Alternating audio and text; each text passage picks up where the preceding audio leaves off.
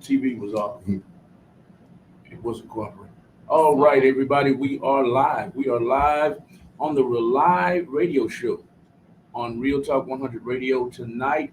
It's going to be a pretty lively show, I believe, because this man on the left in this lavender shirt is a beast on the microphone. He came like Santa Claus tonight with gifts, and I believe we're going to have a good show. This is the R.A.U.L.I radio show. R.A.U.L.I is spelled R.A.U.L.I. It stands for Rebooting and Uniting Lost Energies.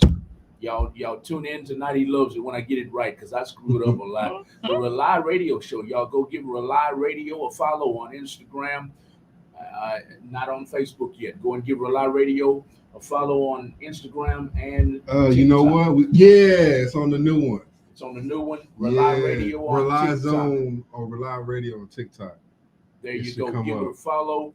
The host of the show, I call him a star. He does not like being called a star. He wants to make the show the star, not himself. The topics that he's talking about, what is he talking about on this show? I'm going to let him tell you that in just a second. But we're going to pay some bills right quick, y'all, because we do have sponsors. We're always looking for sponsors at Real Talk 100 Radio.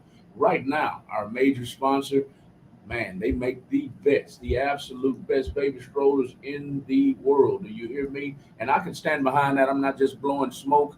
This is the best baby stroller in the world. Go and shop wagonsfoldusa.com. If you have a baby shower coming up for your kinfolks, for your loved ones, go and shop wagonsfoldusa.com tonight, tomorrow, or next week. And this should be their baby's present, their baby shower present. They come in 1-seater, 2-seaters, and 4-seaters. You might say, Malcolm, check this out. I don't have any grandkids coming. I don't have any babies coming in my family. Okay, check it out. You might be able to go shopping and use this as your cart because it doubles as a wagon. It's a baby stroller / wagon. Go shopping, and I get tired personally of going shopping and helping take all the groceries in the house. You got 100 bags. You're trying to get them all in the house at the same time. Nope, you don't have to do that with Wagons Fold. You can take all the seats out and put the groceries inside. You might say, Malcolm, I don't go grocery shopping. That's fine. You might hunt. You might fish. You can put the fishing tackle in there, the hunting tackle. It's all about Wagons Fold, our sponsor tonight.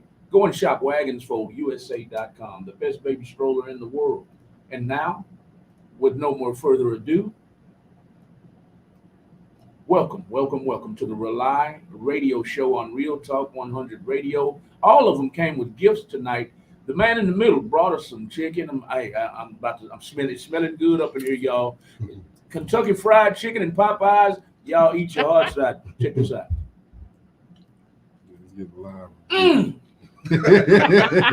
then the man on the far right in the lavender shirt came with gifts also. He came with something I'm not going to give nobody else no promo tonight. That's he right. Came with some pretty potent stuff, some sweet tea. Yeah. And then we have Brooklyn Sun on the west, Brooklyn Sun on the far left, and we have West on the far right. And Inyar Zulu, take over the show and tell them what it's all about tonight. What's poppin', y'all? Welcome to the R.A.U.L.I show or the R.A.U.L.I zone. I appreciate y'all bringing y'all energy. Yes, we are live. Jay Dunk, Sister Olivia, we are on Culture People's Time. Hey, Olivia. How you doing? Are those body strollers, are they fireproof, Malk? Are those baby strollers fireproof? I wish they were. Don't test it. Yeah. I don't know what you got planned. Yeah. Well, I mean, it's showing the fire in the background on a picture, so I know it's been hot lately. Oh, she was Yeah. joking about the fire in the background. I don't think so. I think you might want to know for real. Like, let's make sure all the That baby's safety's about to on be deck. tough. I think that's decorations on there. Yeah. Olivia, you funny. You funny, Olivia. I didn't even get the joke. It went right over my head. Shoot. But yeah, definitely don't test that out. Please, We are thank here, you. yeah, for real, especially with no bodies in there. So, but yeah, how's everybody doing? How you doing, Lisa? Hope everybody had a good week. I hope it continues to go good. I guess we just started. Look at Malcolm tearing it up on there, boy. Look at You get you a The nap. chicken is kicking. I'm The glad you chicken is like kicking. it. But yeah, man, we here on the R.A.U.L.I show. Like I said, this is gonna be a space freestyle. We got the space. I'm gonna drop some topics. I don't know if y'all ever freestyle before. All the time. Yeah. You know what I'm saying? Definitely. And I know I liked it in school when they look at the bone is gone, and they give you a topic and you just threw it out there and then you would go off on it. You know All what the I'm time. saying? So when I say we create that space right now, we're gonna do that. We're gonna do that mentally, and we're gonna give our thoughts on a few things. I'm gonna throw a few topics out, so that's why I call this space freestyle. Hey. Stay on me about this. Jay say, I know that chicken is good. Laughing. Lisa says, Malcolm, you're eating without me. Yes, ma'am. In-yard cooked some chicken at home and brought it up here for us to eat. And I haven't eaten in about 4 or 5 hours. So, yes, ma'am, I'm very hungry tonight. She says, hey, Jay Duncan says, eat your heart out. And thought we were going to miss y'all. No, we're sorry for the late start, Jay Duncan. Yeah, we had a power outage. Yeah. I'm not sure about y'all's weather, but we had a power outage here that knocked everything aloof. So sorry about that, y'all. Thank y'all for sticking in there with us. Y'all share the video all over the world. Share the video all over the world. We want everybody to know who Wes is and what he does. We want everybody to know who NR is. We want everybody to know who and what the R.A.U.L.I radio show is about. And we want everybody to hear the insight of Brooklyn Sun. This is the R.A.U.L.I radio show. Take over. Yeah, appreciate it. Yeah, I brought 2 of my top notches in today, generals that is, and I know they're going to expound on whatever the topics is dropped on them. So just remind everybody the R.A.U.L.I radio show is rebooting and uniting lost energy. It's good, huh? And what we're here to do is get that energy that's like lost right now. That's in you, but it went desolate a little bit. I want you to go to that spot where things ain't right and you want to make them right. So that's what I want to push out of you, man. I want that to come out of you, and I want you to embrace that. So that's what the R.A.U.L.I show was all about. Yeah, we talk on here a lot, but I'm about action. So if you ever want to make a move, let me know, and I can see where you're going. You can see where I'm going, and we can meet somewhere. But tonight, space freestyle. I'm gonna drop a couple topics. First, I'm gonna do a real quick recap. Last week we had before you recap. Okay. Before you recap, I hate to interrupt you, but hey, even the gristle's good. Not a shout out to the gristle. The gristle was crunchy and it tasted just like the crust, man. Hey, man, that's Hey, stuff. I'm not gonna lie. I'm from up north. What's the gristle? Oh, you for real? Yeah. Oh, You know what the gristle is? That top part that people be gnawing. Oh, that little rubbery piece. Yeah. Oh. The chicken's ligament between bone and bone. Yo, my mom-in-law, she say gristle all the time. I'm like, yeah, gristle. I'm from up north too. I know what the gristle is. Yeah, you got country roots. We all do. We all do. This is facts. We all rise from the south. To the roots. I'm sorry, y'all. I had to add a little silliness. I won't interrupt anymore. No, I dig it. You were about to start the recap. It's not an interruption, it's an add-on. That's right. So, yeah, last week we talked about what the definition of a revolutionary, woke person, pro-black, whatever term you want to use. What is that and how you can embrace it? And, I said last week, when you go see a doctor, what a doctor does. He might operate on you, check whatever your bone. His specialty whatever his specialty is. Same, and then like even with the gangs, the cops, when you go up to them, what type of gang they in. They're either in the DEA or the FBI or the HPD. So when it comes to a woke person or pro-black person or whatever, what do we do?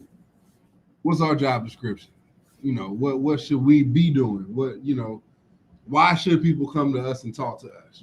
So And my bad. And woke, that term, it has been so gentrified. Man. Like Yes. All Thank of you them for really. bringing that up. Yes. crazy. Thank you for Yes. bringing that up It because drives we don't me need to associate crazy. to it anymore. I don't It's care. a whole religion. That's yes. True. Wokeism And I watch- is being spoken about on Christian stations. Damn, for real? It's tied to the It's tied to, ABC Elemental yeah, P it's groups. tied to personal. Like no, Damn. it has nothing to do with what your If you Google whatever it, choice. Like you're gonna yeah, like see it has nothing to do with the any woke of that religion. stuff. Like just stop. That's Damn. not what woke is. It's been You know? misappropriated. We don't. Yeah, y'all like, got to it's- pay attention to how our stuff gets scattered, covered, and smothered. But it's Huh. done purposely though. Oh, and you most already certainly. know it. Most It's definitely certainly. done purposely. You gotta pull Most the power certainly. out of it. Most You certainly. kill the power by giving it to everybody. Right, and making Yeah. it associate That's to true, something else. So now when we talking about it amongst ourselves, Yeah. we're promoting a whole nother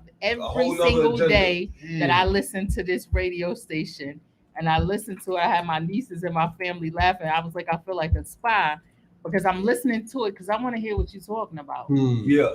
Yeah. And it's a whole real thing. I thought they was just having conversation, but it's the wing conversation. It's tied to politics and religion because that's so politics and religion is always hand in hand. I Yes, hope we ma'am. all know True. that. Yes, ma'am. Oh, we all know that. So it's tied to a whole bunch of things. It's tied to the new age of things. They speak a lot about what they're doing to the children, in reference to gender Choices reassignments. that they can make. Yes. Yeah. And it's all under the Christians, those Christians being not for the left, right wing, whatever. It's all the same wing to me.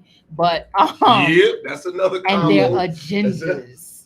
Yeah. And they call them this is how they this is their conversation. The so-called woke, the woke culture, woke religion. It's a whole situation out here right now. Yeah, it's very and so disturbing. y'all pay attention to that for real, for real. Don't take these things are not games. They're not.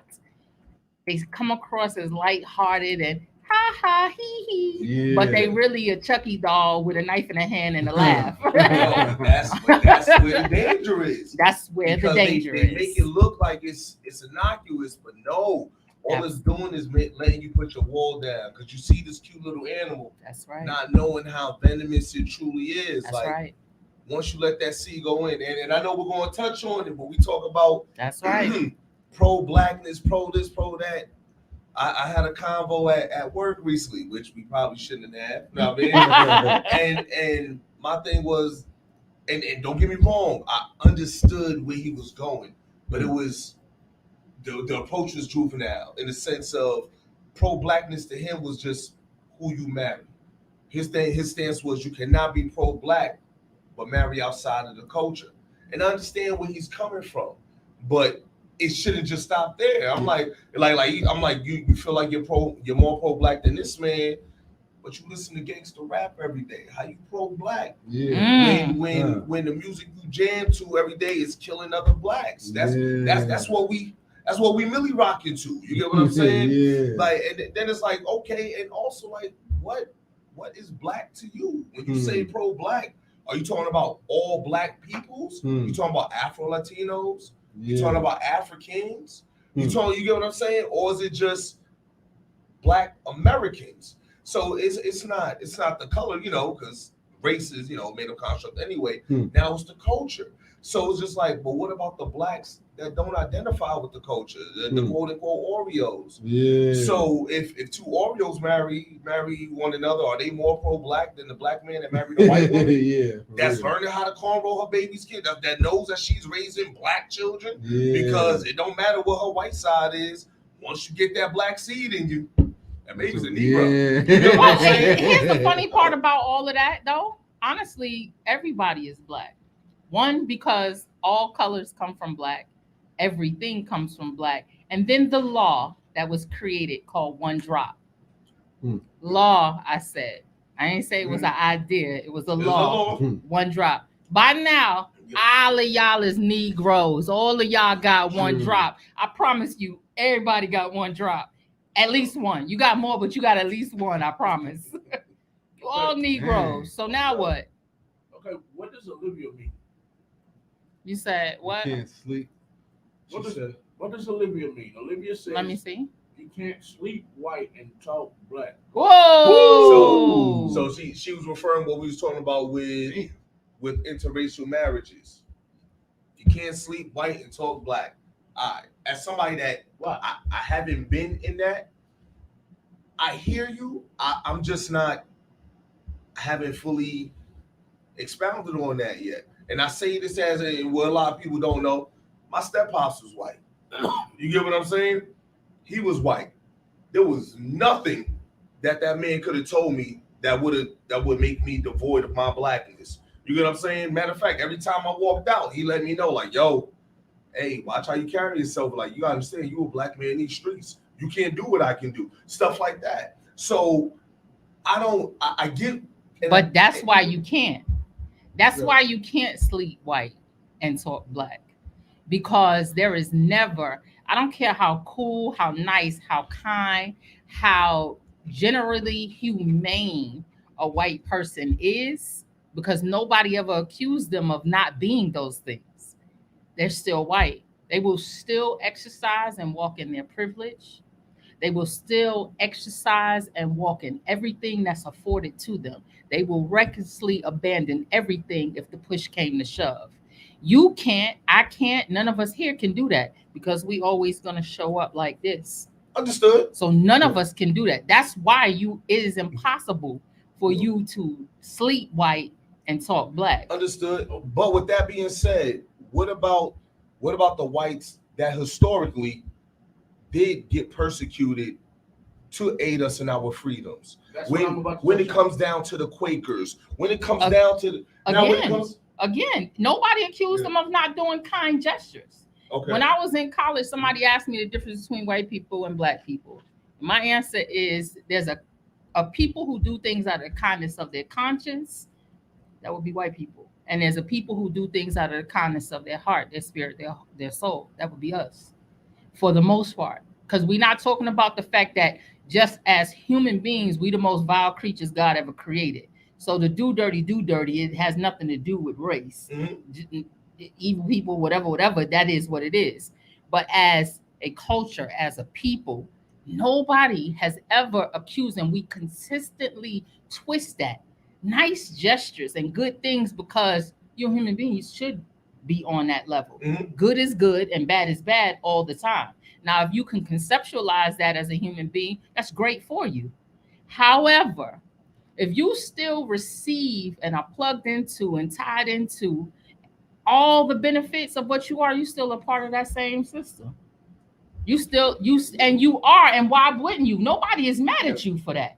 I'm not mad at you for that. But if it came down to the push and the shove, you're going to be shoved in. Just, I don't know too many who's going to put their whole life and lay it down in front of for that black woman or that black man. Mark, what you had to say, then I'm going to respond to all of it. And you go ahead. I have to say this.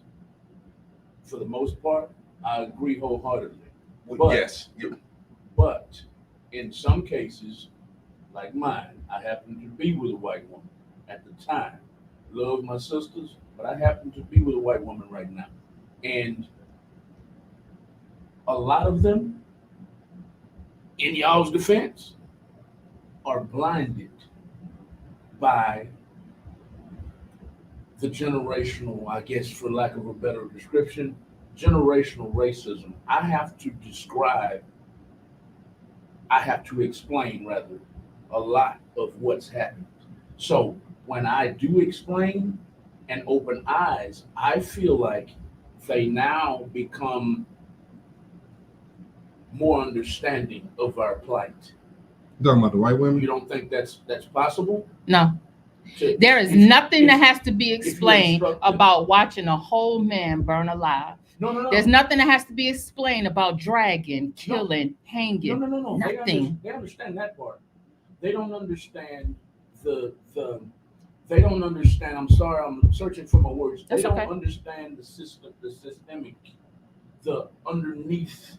They don't the hidden. I call racism. Bullshit on that all day. I'm sorry. They don't see it. I call bullshit. That's a choice. That's a choice. Okay. That's the same choice that a Negro makes when he chooses not to see it and has conversations with us that doesn't exist. That's not what's happening. Those are the same people. They're choosing, because there's no way under the heaven or earth, and you ain't even got to be a rocket scientist or intelligent to understand. Just looking at it historically, there's no way strange fruit hanging from a tree is a real thing. There's no way you could justify a non-understanding of that. No way. Systemic can't be seen though. Yes, it can. So they Yes, it can. So in other words, and I know y'all already know this. I'm preaching to the choir, Well, but I'm trying to explain what I'm saying to our listening audience. Back then, back in the 1800s, all the way up until I guess what 19. Well, really up until now. Yeah. But publicly up until what 1960, 1970, they were hanging us.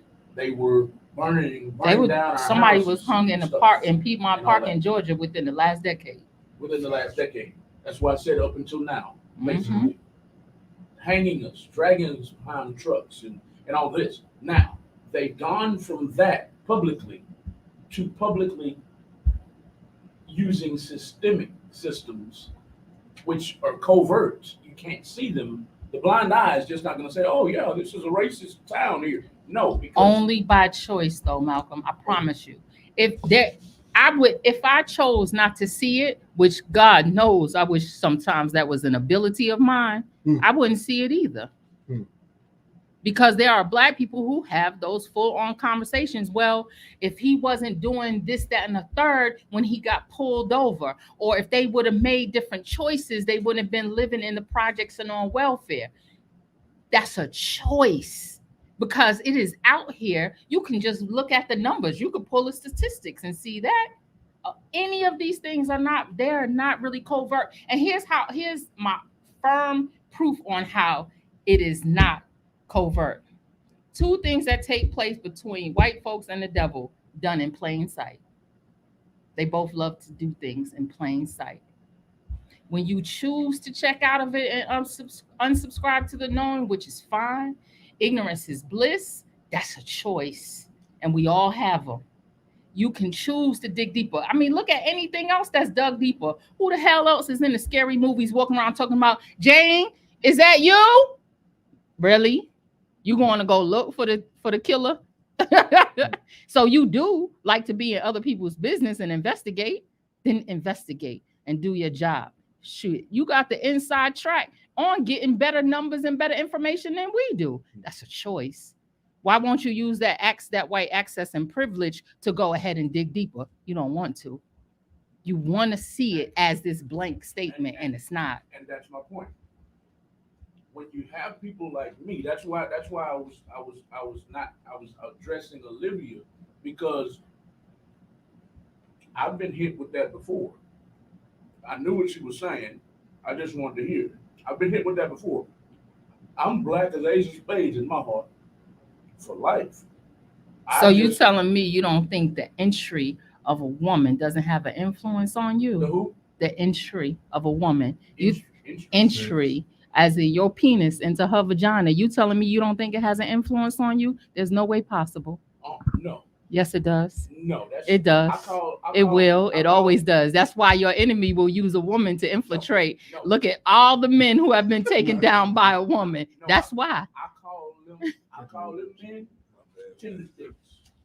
I'm not a tender dick. Tender dicks allow women's wiles to sway them. That's from a physical standpoint. It's deeper than that, baby. When you enter into a woman's vagina, it's much deeper than that. I promise you. So how would you say she was swaying me? Her cares are your cares. Her concerns are your concerns. It's not just the penetration and the feeling, and now I'm gonna manipulate and talk him into some shit. It's deeper than that. I swear to you, it's deeper than that. Excuse me. I'm laughing at Olivia. Pussy is powerful. Hey, let the church say amen. It is. And it could be, even when it's not being maliciously manipulative, it manipulates. I promise you it does, because it's designed to do so. We are designed to be your influence. How the hell else could we be your rib? How the hell else could we be your helpmate if we had no influence over you? Got to be kidding me. I'm not saying there's no influence, but I've seen tender dicks. Y'all know what You gonna dicks have are. a more Yes, tender baby. space for her Yes, baby. than if Whatever you you was say. than No. if you than at any other time. You're gonna have a more tender space for that white woman that you're entering than you would if you wasn't entering. I promise you, you will. No. You're more apt to hear her. If not, that's just utter disrespect, and that's not your woman. You just fucking. This is totally different. Well, okay. I'll agree that there is some influence, but I'm not one of these. I call them weak men all the time. They allow, and forgive me if I'm offending somebody, but sometimes men are just yes men. I'll never be that. That's But the you men I don't know. have hear to you, be a man. yes Off the man or weak, They can't hear or me. you don't have to Yeah. be a yes man or weak or anything to receive a woman's influence. That's where all this stuff gets chopped and mixed up and screwed. You are Yeah, more of a screwed man up. when you're able to receive a woman because you choose her after all, right? When you're not just fucking, you choose her. You choose for that woman to be your woman. Everything is your responsibility. Why would you choose a partner that doesn't serve you well and you can't listen to? You can't be influenced by. That's still just fucking. But now you just call her your woman. You don't see her as anything greater than if she can't be an influence on you. Real quick, and it's still on the topic of not interracial marriage, but I want to If- go back to the racial marriage, but go ahead. all right. Mhm. If because and I'm just stepping back from the previous conversation that we had. If a black man is sleeping solely with white women to kill off or to muddy up their bloodline, is that still considered pro-black? No. How can you be Hell no. how can you be for Hell something no. but with something else? That Yo. one or the other has to weaken the other, right? Yo. There's no way you could do both. It was, I was just so it was Absolutely. Yeah, I definitely. I just wanted an outside opinion. Yeah, for I facts. definitely- yeah. No, you can't. All You right. can't, because that pro is to be for something. I can't be for something that I'm sleeping with everything. And we experience life differently, right? That on the job ish that black women be going through and how white women be doing, there's no way. That's why you will feel that energy like, really? That's the bitch you want to sleep with. That's who you want to procreate with. She's a monster. Okay. Now, And I'm not saying we can't be, by So- no means. since we're on the topic of interracial marriage, my question to that gentleman that because he was married to a white woman, and we had the third party was, what if a black woman marries, let's say, Nigerian? Is that still considered pro-black? Yes. A Honduran, is that considered pro-black? No, Why not? because that is a whole different race. An That's- African race and a Honduran race is more of Latino race. Now, give me now real quick. Now, and it's just, and I'm not, and I hate statements like this No, because it's it is okay. generalizing, but a lot of the conversations I have, especially with Nigerians, and I know it's not all. Please don't do that.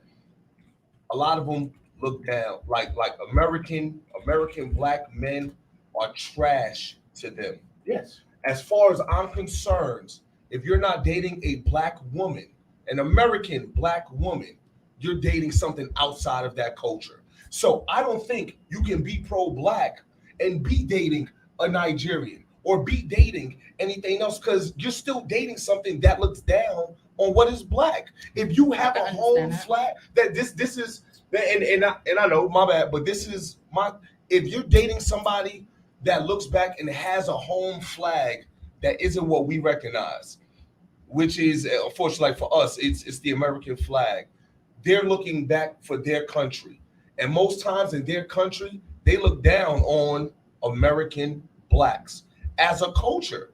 So if you, But so does the Honduran, the Mexican, the Puerto Rican, I fully agree. That's Dominican, that's all of them. Brazilian, everybody. Oh, I fully agree. And I think we just get so caught up on white, this, that. I'm like, no. It's bigger than that. If we're going to do pro-black, then it's going to be pro-black, culturally black, not colored black. Because you have so many people that are just the color black that don't associate with us at all. Well, yeah, that would be, so to me, that type of Nigerian is the same as that type of black American man, right? Agreed. So, but here's the thing, have black men and Nigerians or any of our other mother continent had the conversation as to why? Because I'm gonna take the Samuel. Oh, definitely. I'm gonna take Samuel's route with him towards women, right? I'm Kevin Samuel. Excuse me. I'm gonna say there's a reason why most American black men look like trash.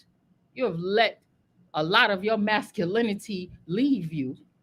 If I'm coming across straight from the motherland with all my masculinity intact, and I rule, I run, I exercise my kingship, I understand why they would look at black American men as weak, as less than. And those conversations need to be had. They need to be asked. Why is it that you consider us this? Because there's a lot of conversation that needs to be had between us. Yes. Okay, so I'm gonna say this real quick to everybody, real quick. So what you just said about Nigerians, when I worked in taxi, they're taught not to like us. Yes. A lot of them are taught Yes. not to like us before they come over here because they're told that we're thugs, gangsters, blah, blah, blah, blah. Because they only see, just like they only see what the media, just like we see they got bugs flying around them. True. And we can't take nothing for all the African booty scratcher jokes, how we joan them and just cast ourselves out from them as well. I dig it. We gotta own that, how we was like, ew, African, ugh. We was ridiculous when I was coming up in my teenage years. It was nasty. I dig that. They teach us, they teach a lot of people that's not over here. They give them a perception of who we are. Absolutely. You know what I'm saying? To go towards that. Some of them come over here because God forbid we reunite for real. Yeah, exactly. Divide and conquer. Totally agree with that. Absolutely. So some of them is taught that when it goes to the interracial relationships, which you two were talking about heavily, she said you can't sleep white and talk black. I agree. You can't sleep with a person who has no culture and discuss culture. You see what I'm saying? I'm not going to tell a pregnant lady how to hold a baby. It can't happen because I've never held a baby. I do know some white folks who have researched it. You see what I'm saying? But I don't think a lot of it's not just go for white folk. I believe Mexican, Latina, Dominican, even some of them go through struggle over there, and some of them identify with us or go through the same struggle that we do. The darker ones. You know what I'm saying? In every country, in every race, the darker race is a problem. But with the lighter race. When they come here, they look down on us. Almost certainly. So with that being said, because nobody around the world wants to be an American nigga. Nobody. Nobody. Exactly. And if I could one up you and not be that, that's just like within the Latino community. Nobody wants to be a Mexican. Facts. Yeah. In the Indian community, nobody wants to be that dark, and there's plenty darker than you put all together. Mm-hmm. Chocolate. I worked for an Indian dentist whose father was darker than all of y'all, but she had the nerve to say maybe we don't need any other hires to be black. Yeah, I agree. And I met her father. I said, "You are disgusting to me." Yeah. That's disgusting. I fully agree. Yeah, I agree with that. So yeah, a lot of them they do get discriminated. Some of them do get discriminated against, and I'm just speaking on the ones that I spoke with, who told me if I had the access to what you had access to, I would be ready to knock this man off. Not all, but some. So back to the conversation about the white women, just to answer everything real quick. I don't think you can label somebody without culture and still have culture. It's the same way as me as hanging out with somebody who don't want to do nothing with their life. Right. I got partners like that who don't want to do nothing with their life. So if I'm sitting back with you and I come to your house, you ready to roll up, drink, go out, do something, waste money. Yep. You see what I'm saying? That's true. So it's the same way, especially when you with a woman. If you with a woman and you might be on the roll of doing something, you get in that bed and she gonna use that pillow talk. So when you wake up, you doing what you acquiesce in the bed. Mm-hmm. And y'all ask all the men of other cultures how they feel about y'all dating they women. Yeah, and that's another thing I wanted to get to. When you can't stand it, and I love it. Yeah, and that's another thing I want to get to. I love it. When you date a white woman or Indian, and I've had this with a Mexican girl I was talking to. They will ostracize. Yes, they will get rid of you. So that's my thing to some of the black men who and I but they could date white. They can date They white. can date a white man. Every culture can date white. Yeah. That's looked up as stepping As up. you stepped up. Exactly. Oh, you got your elevated. white man? What? Bring Thomas in here real quick. Let's meet him. Hey, You see, yeah, you know what I'm saying? But with us, why I agree with that statement is we're not welcome to everybody's culture. Yeah, but we welcome everybody into ours. Exactly. And that's the problem. I fully agree. You know what I'm saying? We're not welcome. If we go marry, most of the people I know married to white women or Indian, whatever, they get hell from the other side of their family, and their wife or husband get hell, especially behind closed doors. Hey man, why are you talking to him? Yeah. You know what I'm saying? So I think that's my problem with that. We don't get welcomed into their side of the family, but we welcome them in our family. What you want to say? I put the definition of pro-black for anyone out there who's wondering, what are they talking about? This is the definition on the screen. And I just want to touch on it real quick and give the microphones back to y'all. This is what I'm talking about. It's basically summing it up in power. The word power is used throughout this definition. I never allow my power to be taken, ever. Ever. I'm just like we alluded to Dion earlier. Was that on camera or off? That was off. That was off camera. Mm-hmm. I'm just like Dion, but I'm about this. If y'all see my fingers on the screen, he's up here. He's him. He's him. I have the same mentality. I'm just not as flamboyant with it. Yeah. So to Brooklyn's son. Yes, of course. Any man is going to be influenced by his woman, no matter what color she is. But dang, I can't stand a tender dick that allows a woman to take his power away. My power remains solid throughout. If that woman is around to take your power away, brother, there's not the woman for you of any race. Yeah, because she is not. That shouldn't be her role. She shouldn't. She should empower. She should empower. To go to that definition real quick certainly. though. Right. What we talked about last week was defining ourselves, and it's too much that we come out here like we were just talking about woke a second ago. That they come over here, take what we've been saying, and put a definition to it. The whole point of the show, even the reparation show, like exactly to disempower it. You have to define pro-black in your heart. Absolutely. You see what I'm saying? And not only part of the definition is showing it. Absolutely. If I say, hey, I like you, but you can go, whoa, what's the but? Absolutely. I'm showing you how in a lot of languages, it's the way you say it. Yes, it's the dialect on how you say it. Dialect is the energy behind it. Because you can say a lot of nice shit to me, and I'm looking at you like crazy. I feel everything that you saying is not so. Exactly. It's like when you're about to get into a fight with someone. You like, what's up, man? You good? You good? You know what I'm saying? Facts. So, or I can go to you and be like, yo, you good? What's up? Yeah, exactly. Yeah. So it's how you say it. So, Cal, what's up, my man? I missed you. So, I don't think you can be with someone who doesn't respect your culture. And like I say, we're not welcomed into almost everybody's culture. They don't welcome us like that. First off, they're not going to give us no money, no access, no opportunity like they would if it was somebody else.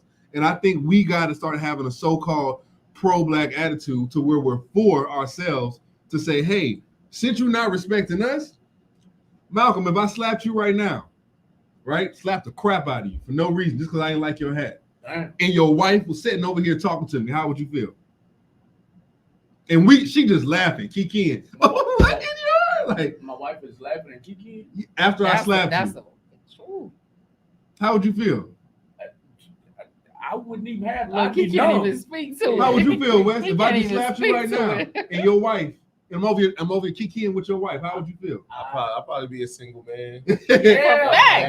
How would you feel, Brooklyn? If I slapped you and your man said, well, first of all, you wouldn't be able to kiki with me because I'd be standing on ready, set, go, like I'm about to murder you. Yeah, I get it. Yeah, exactly. Like I'm waiting, I'm gonna respect him and let him make his move, but I'm about to murder you. That's the same way with our culture. These people that done us a certain way. All these people have benefited off our culture. Whether it be Black, Indian, Honduran, African, everybody, Jewish, all of them, they've taken what we've done, and why the Black man here in America gets the most hate. is because of what we've done. Mm-hmm. But it's also constructed for what that. what you can do, and what you can do with nothing. Exactly. It is immeasurable. No one can duplicate that. Exactly. And the one thing everybody else got around the world is a culture. Yeah. Over here, we don't have that. We don't have any because if we had it, we wouldn't be talking about this right now. Facts. You see what I'm saying? So that's my thing right there when it comes to any type of intercultural relationship. I'm not even gonna say racial because, like you said, race is a construct. There's a finish line at the end. There's a starting point. But culture is never ending. That's right. All of us could die right now. Our culture has died. Look what we're doing right now. That's right.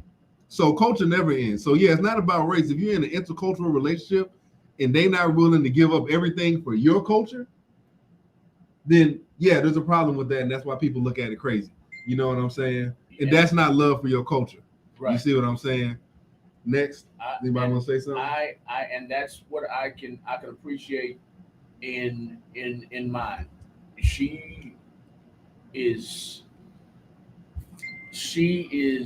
I'm searching for words right now. I'm sorry, but she is appalled. You know, she's from Scotland, first of all. In Scotland, when they were raised, it was Indians from the Middle East and whites. So let's be clear that whites are different from around the world. True. And how they see things in perspective. Yes. Just take, for instance, how back in the day, a lot of our artists was in Europe and other countries and was received and accepted in the front door, not in the back, right? Yeah. Because white is different. We're talking about the white Americans who have no place of belonging, have no culture the ones to that tie a few back centuries to. Back, they would have been known as Europeans or Anglos, stuff like that. The caveman. Actually, Neanderthals. That's the bloodline that's never spoken about. Yeah. The bloodline is a Neanderthal that's never spoken about. Right, because in real talk, those other white people around the country, including Europe, do not claim them as kinfolk. They're not claimed as kinfolk. So those are real things, right? Why not? If we all look the same, why are you not claimed as kinfolk? Exactly. You know what I'm saying? So yeah, that's true. Not all white folks look at things the same. So I understand why she would be appalled at that. But your white American, no matter how great they are, is not going to be. I can agree on that, and we need to friend each other because I usually am named. I'm usually called or described as the shit stirrer on my out of my 5,000 friends because I will start conversations like this. You know, I will say something like, I forgot the words, but if you are turning a blind eye, you're practicing racist disciplines. I'll say stuff like that, and they'll be like, they'll be like, Malcolm, we went to school together, and I'll be like, it doesn't matter. I love you. You know, we played ball together. We balled out. We ran track together. We won district track meet and went to regionals and lost. We cried on each other's shoulder and went to prom and graduated together and all that. But that doesn't say that you know everything about what I'm talking about. What I'm talking about is that y'all turn your blind. You say things like y'all said earlier. Well, if you just just roll your window down and give them your ID and you'll be fine. That's not the case. In every time it happens, and you don't know that because you're white. Anyway, shortening the story, I will say stuff like that. So I'm in a complete agreement with you. A lot of whites in America are blind to the systemic. Like I said earlier, the systemic part. They're like, no, I don't see it. Of course you don't. You're white. That goes back to what she said too. I still don't think they're blind because they support it. It's a choice. They put money towards it. Yeah. They support those political persons. They support it. It's pure. I will call bullshit all day and all night. Jesus himself is standing here, and I'm gonna tell him the same thing. It's bullshit. They're not blind. They are in the full knowing. Yeah. It's in a full choosing to see or not to see. They out here like Ray Charles. It's questionable about their blindness.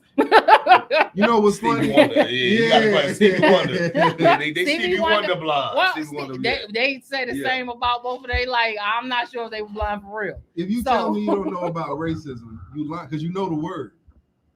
Oh, black people? No, you know it. You know what I'm saying? You know when we go to banks, we don't get treated the same. You know, check this out, man. You know it for sure. You know it by the fact that you don't see us build something. You really believe it's a whole group of people under all these generations who don't want something more. That's a human. That's ridiculous to think that about anybody. I could never think that about anyone. For real. All the Mexicans, all they want to do is da da da. That's ridiculous. So real quick, and just to go only because it is a word that's brought up a lot, right? We understand that the information, in order for you to not see it, you have to make a voluntary decision, like a conscious decision not to see it. When does accountability come into play for us? Okay. Because my thing is, okay. Look, and I'll be honest with you, and it's let's talk about image. I'm gonna use a personal. It's probably about 14, whatever, in high school. It's the R.A.U.L.I days. I had half my hair braided, half my hair around. I had that too. I look like shit. It was terrible. Yeah, I did too. And it was this one lady I knew I had no business approaching, so I was like, that's the one I'm gonna approach. So I go up to her, try to talk to her, and she just sat me down. She's like, baby, listen, before you speak to a lady of my caliber, I want you to look at yourself. Make yourself presentable. At this point, I had to take accountability of what I was doing. So you have to work on your image. You have to work on your approach. You have to work on your ability to articulate the English language. All of these things before I can point fingers and blame anybody and everybody else. My biggest argument, like my biggest gripe with what we're doing is we know the system is stacked against us. Absolutely. And we play into it time and time again. Now, don't get me wrong. Absolutely. Their weapons are the weapons right now are far greater than ours. They have the power of media. They're taking the minds of our kids. I understand. Like you separate the youth from the elders. It's a wrap because they get the wisdom from us, right? Yes. So what they're doing now is, they take the music and they give our youth money from music. Yes. And what's a young kid that's making bank? Old head comes to him like, hey man, you gotta do this. Old man's been working 9 to 5 for 30 years. That young is not trying to hit me. Get out of here, nigga. I'm rich. Not knowing he's about to be that man in the next few years. But they're keeping them young, they're keeping them dumb, they're keeping them rich to keep them working or in the prison system later on in life. Yes. How do we get into position to counteract that? What are our next steps? How do we get back our music? How do we get back our media? How do we take back our image? And that's, to me, like, that's the stage that I believe we should be at. We've been talking about it forever. It's like, man, fuck talking about it. I agree. Let's create, like, how do we take this shit back? How do we get ownership back? Not just from Jews or anybody else that's not for the culture, but for the black dudes that's not for the culture. For the black dudes that's just for the money. How do we take this back from them too? One, we don't take anything back. It's nothing to take back. Let them have it. And the reason why I say that is because the conversation we was having off air when we was talking about 50 Cent, all these women want rich men. You can have a rich man, and I guarantee you he's going to fall. He's going to fall 1,000,000 times, and he probably going to lose it. What you want is a man who knows how to do it. You all are black men. You kings. You know how to restart it. They might be taking and re-representing, repackaging, but it's your sauce. It's your sauce. It belongs. Can't nobody take that from you. They could repackage it. They could re-image it. They could slap it, flip it, rub it down. It's yours. Anytime you want to do, it's like swimming, thinking you drowning in the kid's side of the pool. Just stand up. So all you got to do is stand up. That's it. And you don't need 1,000,000 men. Just stand up one by one. Just be that man. And to the women, I'm going to refer to the quote that I live by, which is by Coretta Scott King. Women, if the souls of the nation are to change, I believe you must become its soul. We're going to have to stop participating, feeding it. We're going to have to start nurturing it, start creating that narrative. Those narratives that were created about black men by us when we were little, during the good times and the projects and the welfare systems, we got to stop that. Your daddy left you, all of that nonsense. All of that, we're going to have to. When somebody steals something from you, let them have it because you got better. It's a theft going on 24/7. I'm gonna answer your question too, real quick. No. Get it off. So when we were talking about the industry, like with black women, like when you say stop, we have to do better. I say take back. And when I mean take back, if your child, if you're raising up your child, you're giving your child certain values, but your child is going to school and they're pounding your child with a whole bunch of other things that aren't of your household, and you're like, you know what? I'm going to homeschool my child. You're taking your child back. You're taking your child's innocence, whatever those virtues were. You're taking that child back, and you're creating that environment for them. So, so when we say if they take it, we'll get something better. Like, nah, I don't. Those are my kids. When you take those things, when it comes to your children, that's completely different. But that's those what they things have. But they have it only because of the things we allow our children to subscribe to. And so what I'm taking, my children, we take back. Our image, we take back. Those tools that they're using to attack them, those tools aren't going anywhere.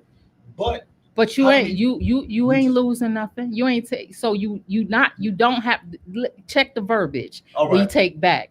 I don't have to take back nothing that belongs to me. It's mine. I claim it. I take responsibility and accountability for it. But I ain't got to take nothing back from you because you don't have it. You don't have my children. You don't have my life. You don't have my wealth, my intellect. You don't have anything of mine. Because the only way that you could have it is if I gave it to you. I ain't never give my kids to you. But you lost. But we're losing them to them. Okay.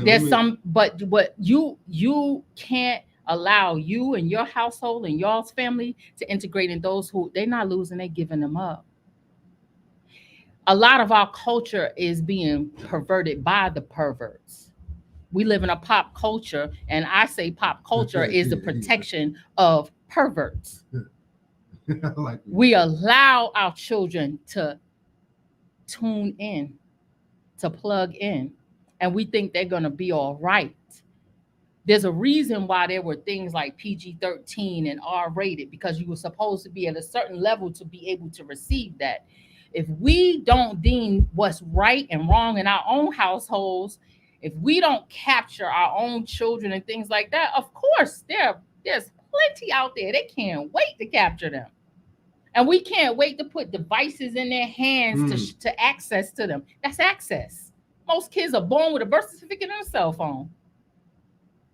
We are allowing access to our children in every single one of those things that we do.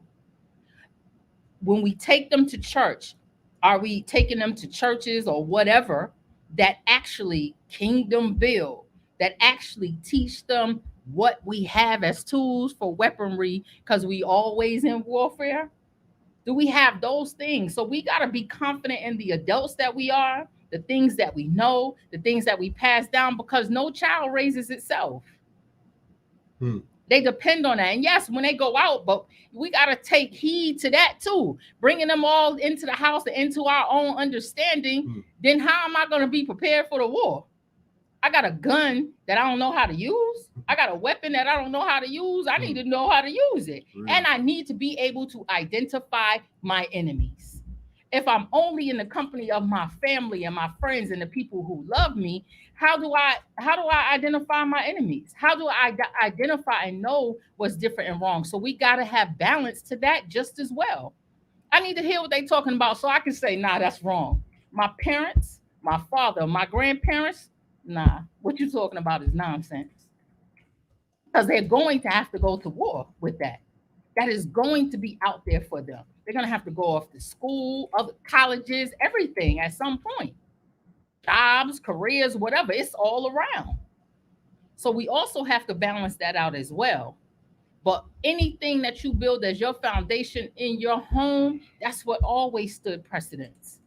As long as my parents and my ancestors, I don't care how many parent households you have. So I don't hear nothing about that single parent household. It can be done. There's a village around you in all types of ways if you choose to allow that. You have to decipher because you their first warrior. You got to decipher. You got to say, yep, this is for my kids and this is not. All day. Because I guarantee you there's a whole force out there trying to capture that youth because it's moldable. Right? If I get a hold of you because your parents aren't putting in anything into you, forget about it. Everybody swears to God that record industry don't want young people, don't want old people because they old. No, you don't want old people because old people have their minds made up about things. They're not as easily influenced. Those parents that allow that, y'all not those types of parents. They're parents who are serving up their children every day because they're insecure or because they want their big break. And if I didn't get it in my watch, I'm going to build up this beautiful little girl and little boy that I have, and I'm going to serve them right up to the enemy for my fame, my claim to fame. You think that stuff that has happened to famous people like Lil Wayne and stuff like that and all them kids, you think that's by accident? There was no parents on the protection patrol for them at all. Y'all not those kind of parents. I'm going to add to what you're saying to answer your question. To add to what you're saying about taking it back, we can't take back nothing that we already had. And first off, this is our country. This is our land, not even country. They call it that. This is our land. It's documented by us and them. Documentation. You can read this in white folk book. Facts. You can read this in Negroes book. We was already here. You know what I'm saying? So to answer your question, how do we take it back and accountability? I like what you said with that. Absolutely. Why do we? Man, I preach that so damn much. Accountability. How we take accountability is stepping out of their system. Stepping out of it all the way. Like she said, we got to take them out to schools and homeschool.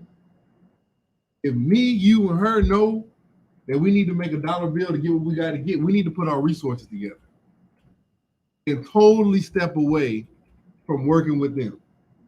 And F the music rights and all that other stuff, because once we start being, one thing I think ruined us was the internet. We get on here and, hey, I seen one the other day talking about how black people shake hands. They don't need to be knowing that. Do you know that back in the early 90s, if I say I'm about to hit the trap real quick and get me some groceries, they didn't know what the hell. They didn't know what I was talking about. The trap was. Exactly. Which is the reason why they had to the music, do all the phone tapping and all that kind of stuff because they were trying to get to it. Exactly. And they give these rappers, and you know, when you research a lot of these rappers, they used to hang around with pimps and drug dealers, and they used to take their slang and put it in their music and push it out to us. That's why we hear it and be like, oh, they really from the streets. Because you hear that around you, whether you was a part of it or not. You had family or friends. All around you. Yeah, it was just all around you. Absolutely. Not all of us was raised around pimps, but we knew what a pimp looked like. That's right. Not all of us smoked and drank, contrary to popular belief. All of us didn't smoke when we was teenagers and drank. We was just around it. My partner's over there drinking. I'm about to go hoop. I'm about to go do whatever it is you about to go do. So the only way we become ourselves again is to totally step out of their reality. And stop putting all these tags on it. Like, we don't have to be pro anything. Yeah. We don't have to identify a king and queen by first saying, hey, black queen, hey, black king. King and queen already identifies that I'm talking to a black person. Exactly. Just being. Yeah, and that's what we got to do. We just be ourselves. Like, there's nothing that we don't have to. And you know what? That's why I say a lot of these civil rights leaders was working with the other side. Of course. I say they was. That's why when they realized that they was assassinated, when they came to it, when it overwhelmed them in their conscience, they was taken out of here. They was taken. A lot of them was working with the other side because they would always mention, "Oh, the white folks is doing this." The white. Okay, you know what? I know I got a devil. I know, not even say devil. I know there's an evil that's the enemy that's going against me. That's anywhere you go. Absolutely. That's at your job. Absolutely. That's when you walk. Somebody might see me in my little broke down car and be like, man, I need a car. You know what I'm saying? We, and like she said earlier, we gotta identify our enemy.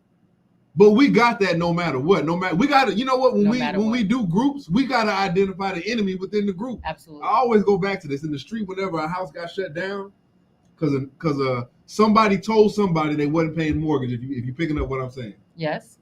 Somebody was always in there. Hey man, they ain't paying their mortgage, and I can let you know who was over. You know what I'm saying? That's right. Gotcha. Mm-hmm. So we got to look within ourselves and identify that first, because we already know who the outside enemy is. And then step one, that was step 2 and 3. Step 1, we got to step out their system all the way. We need we need a. But nobody has the courage to do that, right? Because you look at Cuba and Haiti, who like I'm not gonna supple off the tit no more, and see how high and dry they leave. They're being left. And people are like, I'm too afraid to do that. And that's why it's not going to be everybody. Yep. Everybody's not going to get to the promised land. And guess what? There's not enough space for everybody in the promised land. You see what I'm saying? It was never meant for all people of color. Some of us just ain't going to make it. And a lot of us just don't want to go in the first place. Which is all good. Yeah, it's cool. Okay. I'm not knocking that. Okay. That's why I say in R.A.U.L.I, if you want to mess with me, mess with me. If you don't, I'm not worried about you. You see what I'm saying? I'm not worried about you. So taking accountability, number 1, like you said, is saying, all right, this system ain't worked for none of us for the last umpteen generations. It's time to make a move. Whoever I know with that same process, we don't got to get on here and say, hey, let's make a move and go on Instagram and get a page first and go get our DBA and go get our LLC, blah, blah. Check this out, man. I know you a little bit. If me and you go to somebody's house right now and want it, guess what's going to happen? We're going to be living in there. You going to kick me out? I don't care how big you are. You going to kick me out? Go get your... Check this out, man. Whenever I had beef with the cops, I say, hey, this is when I was younger than now. I'll say, hey, let's just box this out. Matter of fact, you keep your gun in your billy club. You keep it so that way when something happens, they don't blame me for the shit. You see what I'm saying? That's how we gotta be. That's how we gotta be. If you get pulled over, me and whoever else is feeling you need to pull up behind you and be like, man, if you touch this man, that's all I'm gonna say. Let him go. You see what I'm going with that? Mm-hmm. That's how we. That all sounds pretty aggressive. And when I use the word aggressive, sounds like we're taking shit back.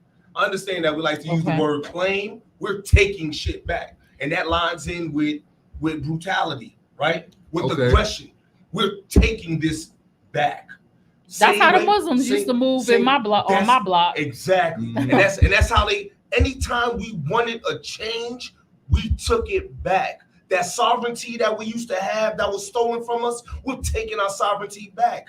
That promised land that we want, that shit ain't going to be given to us. We're going to take that shit back. Right. And we're going to take it back by becoming realtors. We're going to take that back by getting our buildings, by getting our real estate, by owning acreage, by coming up with our own laws. We're taking all of that shit back. We're going to take our kids back by building our schools and not putting them in the schools, in the educational system of people that want to raise them up to be nothing but prisoners. We're taking them back. That's facts. And that's what I mean when I say facts. Okay, yeah. That's so facts. We saying the same thing like we're all saying the same thing. Yep. And it's just a matter of how it comes across. And you know, I'm not tactful at all.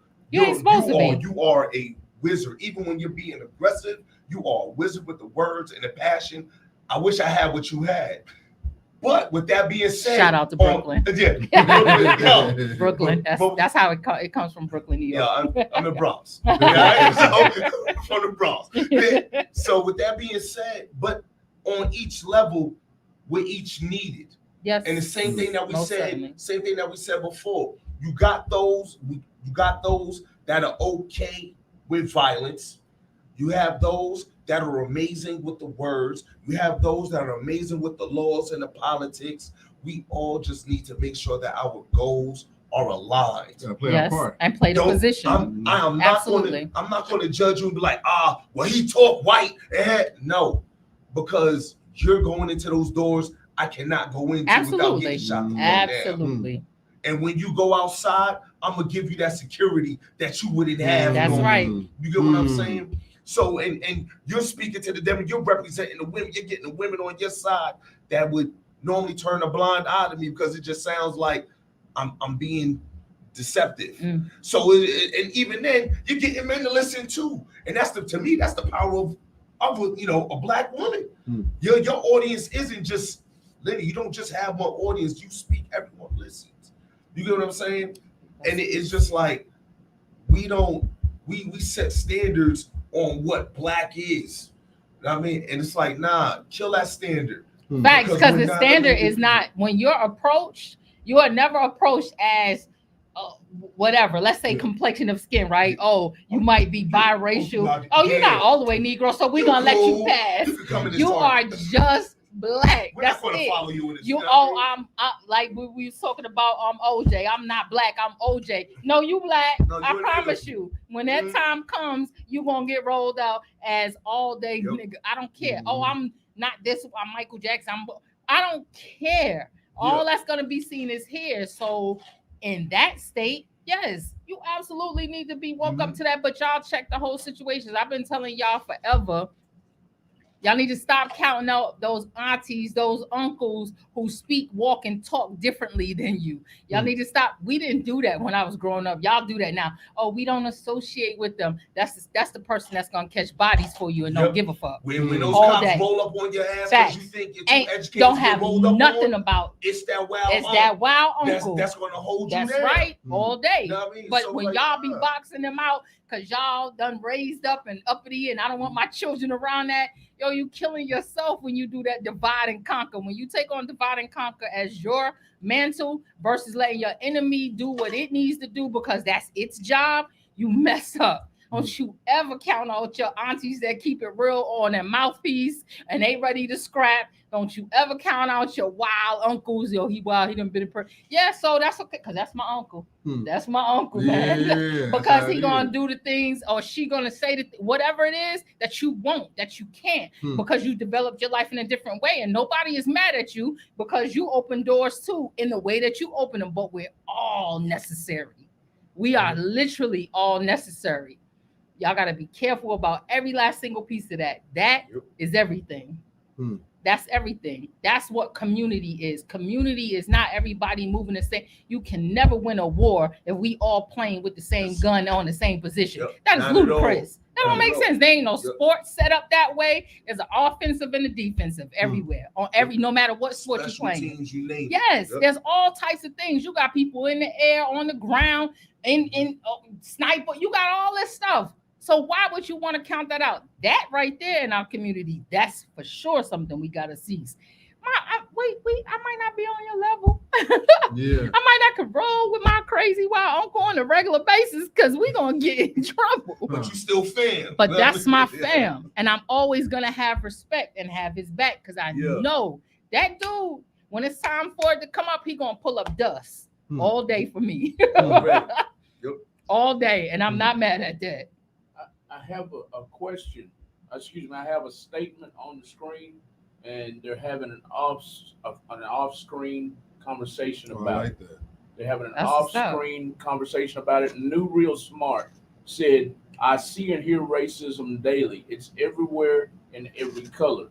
And Mr. Khalik McMillan is tuned in, and he's arguing that now. Me personally, I'll get on. Remember, I said earlier that I'm known as the shit starter out of my 5,000 friends. Yep. Now I'll say stuff like, if I was president, I would exile all races, black and white, to a deserted island in the middle of the Pacific. I'll say stuff like that on my Facebook page.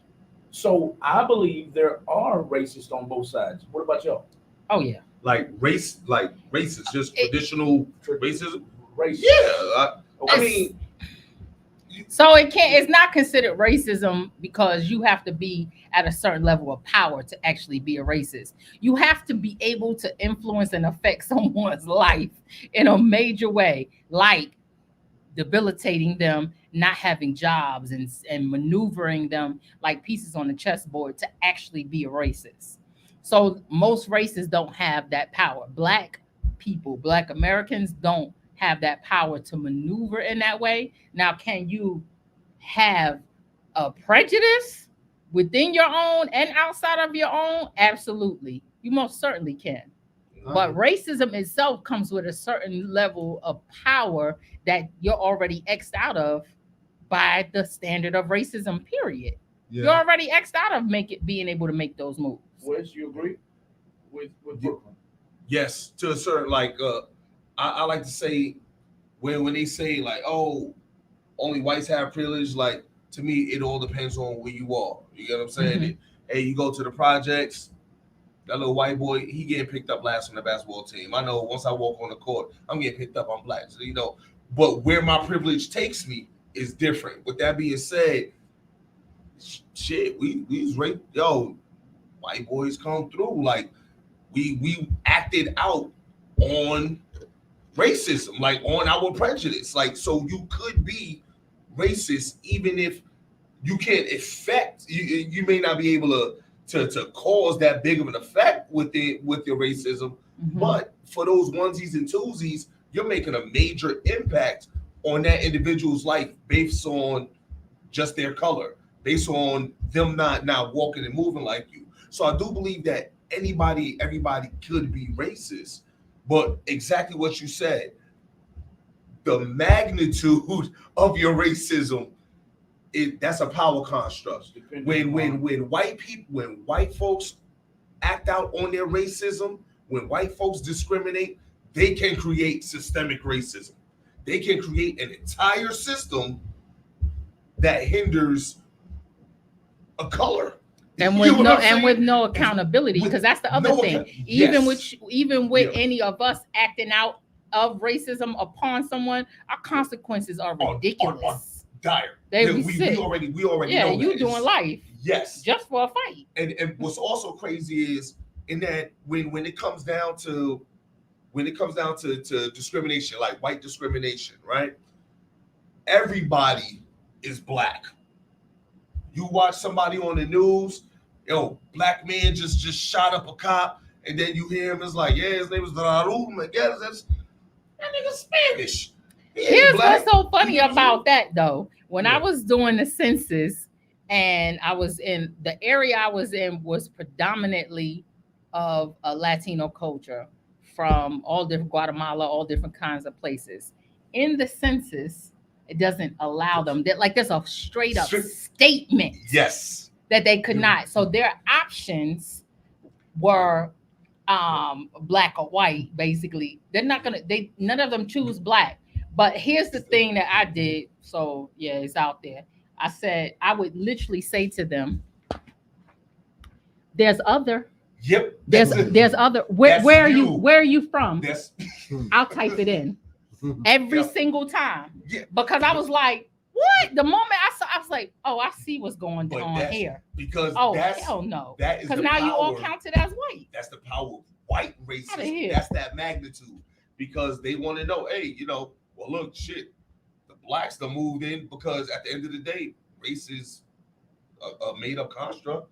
They just want to know where to put those funds, where to give those loans, where to put the money into the schools. Yep. There's a bunch of blacks here, cool. They don't care if they're really Hispanic. But on the way up, that's when you have all the division. Oh shit, I'm not black, I'm Dominican. Oh, I'm not Haitian. Like it's the same island. Yep. I agree with that. But kind of like she said, both of y'all said.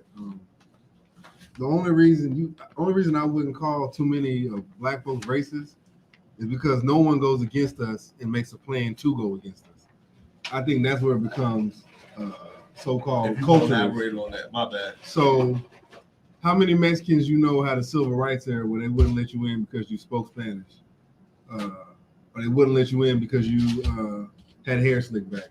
Like I remember back in the '90s, they wouldn't let you wear a do-rag in. Or certain baseball caps. Mm-hmm. You see what I'm saying? And I don't think that happens to this day. Yeah. Our kids be getting their hair locks cut out in school, all kinds of crazy all that stuff. So we can't do certain things, or we can, but within this system is always against us. Like I always say this, when you go into jail before you even dress out, you see us. We can't lock them up and say, hey, we're just gonna lock y'all up. We can't pull them over. Mm-hmm. Matter of fact, I know a cop that was on the force who would only pull over white people, and he pretty much got fired at the end of the day, but they would always tell him, hey, you can't just pull over white people. You know what I'm saying?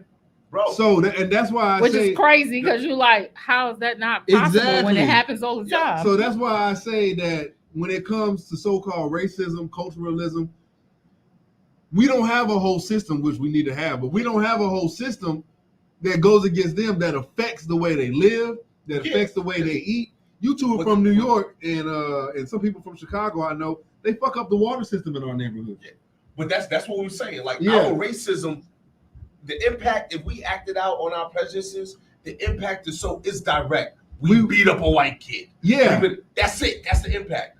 Their impact is an entire system that's constructed that branches out from not just this country. You go to every other country. Eurocentrism is which is why everybody thinks, hey, you can bring that white man into the house. It's amazing. That is systemic. And that's they created. That's the power of their racism. That's the illusion. Yeah.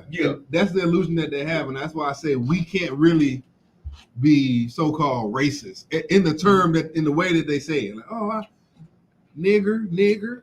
You know what I'm saying? But on some real shit, you can't knock the hustle either, right? Because on some real shit, it's a group of people with huge insecurities, inferiorities, knowing that they are lacking, knowing that they are not the dominant, knowing that they can be annihilated. And they took all of those fears and input them on everybody else. You can't. On just the GP of it all, can't knock the hustle. I gotta respect and that goes to the fact that yes, I'm here with my little. It's the same impact that social media has. Every group person who has created a social media, Facebook or whatever, these are socially inept people who created a system to be able to socialize with people and debilitate all the rest of us who was able to socialize with one another regular. They took all of their fears and insecurities and created something that gave everybody else their fears and insecurities. I ain't got nothing. I can't have. I couldn't stand who I am and not respect that. Yeah, I don't like it. Yeah, but you took all your fears and insecurities and turned them around on masses amount of people. What the hell? Yeah, see, I know that I'm inferior. I know I'm insecure. Yeah. I know every time I see him, whether he is small or big, just looking at his skin, I'm like, oh shit, there's a black man. Yeah. No, I feel you. You give them their props, but to answer the question, no, I don't think we can be so-called racist unless we're racist against our people. And number two, the accountability comes into what you just said. I think if we step outside their system, racism wouldn't even matter. You see what I'm saying? I think, like you were saying, we got to take accountability in order to depart from that. Like every time we talk about something like this, we still sitting in their system. Well, remember, we have to. But if you step outside this system, you have to step outside this system en masse. Yes. You can't. You try to step outside that system as an individual, you will be a memory. You'll be a right, because you'll be made an example of, the people who are not all the way with you are going to instantly move to that side because that's what has happened. Which is why I like what Dr. Umar was doing. Right, I remember years ago when he was pushing for the school. The first thing, and you know how what first thing they'll do is they'll minimize, marginalize, and then if the marginalism doesn't work, they'll destroy everything about you or kill you. You get what I'm saying? And that's exactly what they try to do to Dr. Umar. Burn your whole town out. And when he was trying to get the schools, contractors, they sabotage him every step of the way, but he kept pushing. Black people, he was going to black contractors. They was pulling funding from them. They was doing everything in their power not to. But first thing he did, he finally got a school up. And his school is teaching exactly what we're talking about. But the thing is, it can't just be him. He's just one man. So then we have to ask ourselves, what are we willing to sacrifice? Because when you look when you look at during slavery and everybody's in the South, and you and I became Northerners because our Yep. our ancestors fled to the north, right? So those were people who were willing to take a different type of risk. So automatically, because I had to tell some brothers in Georgia when I lived in Georgia this, automatically you and I are different. You and I right now are different because your ancestors stayed, mine's fled. They left. That makes you and I people who believe something differently automatically. I'm cut from a different cloth. Yeah. Right? So I understand it differently. I respect those ancestors who were willing to stay and endure those types of things. I respect the fact that in the South, as long as we comfortable, it's that same mentality from slavery. I'm comfortable. I got the job I want. I got the house, the car I want. I'm comfortable. I don't want to. Oh, I don't want to make waves. Right. I'm good. That's good. It. Yeah. When one of our I can't even think of who it is. He was on a radio station in Georgia one time. He said that people in the South don't need to fight.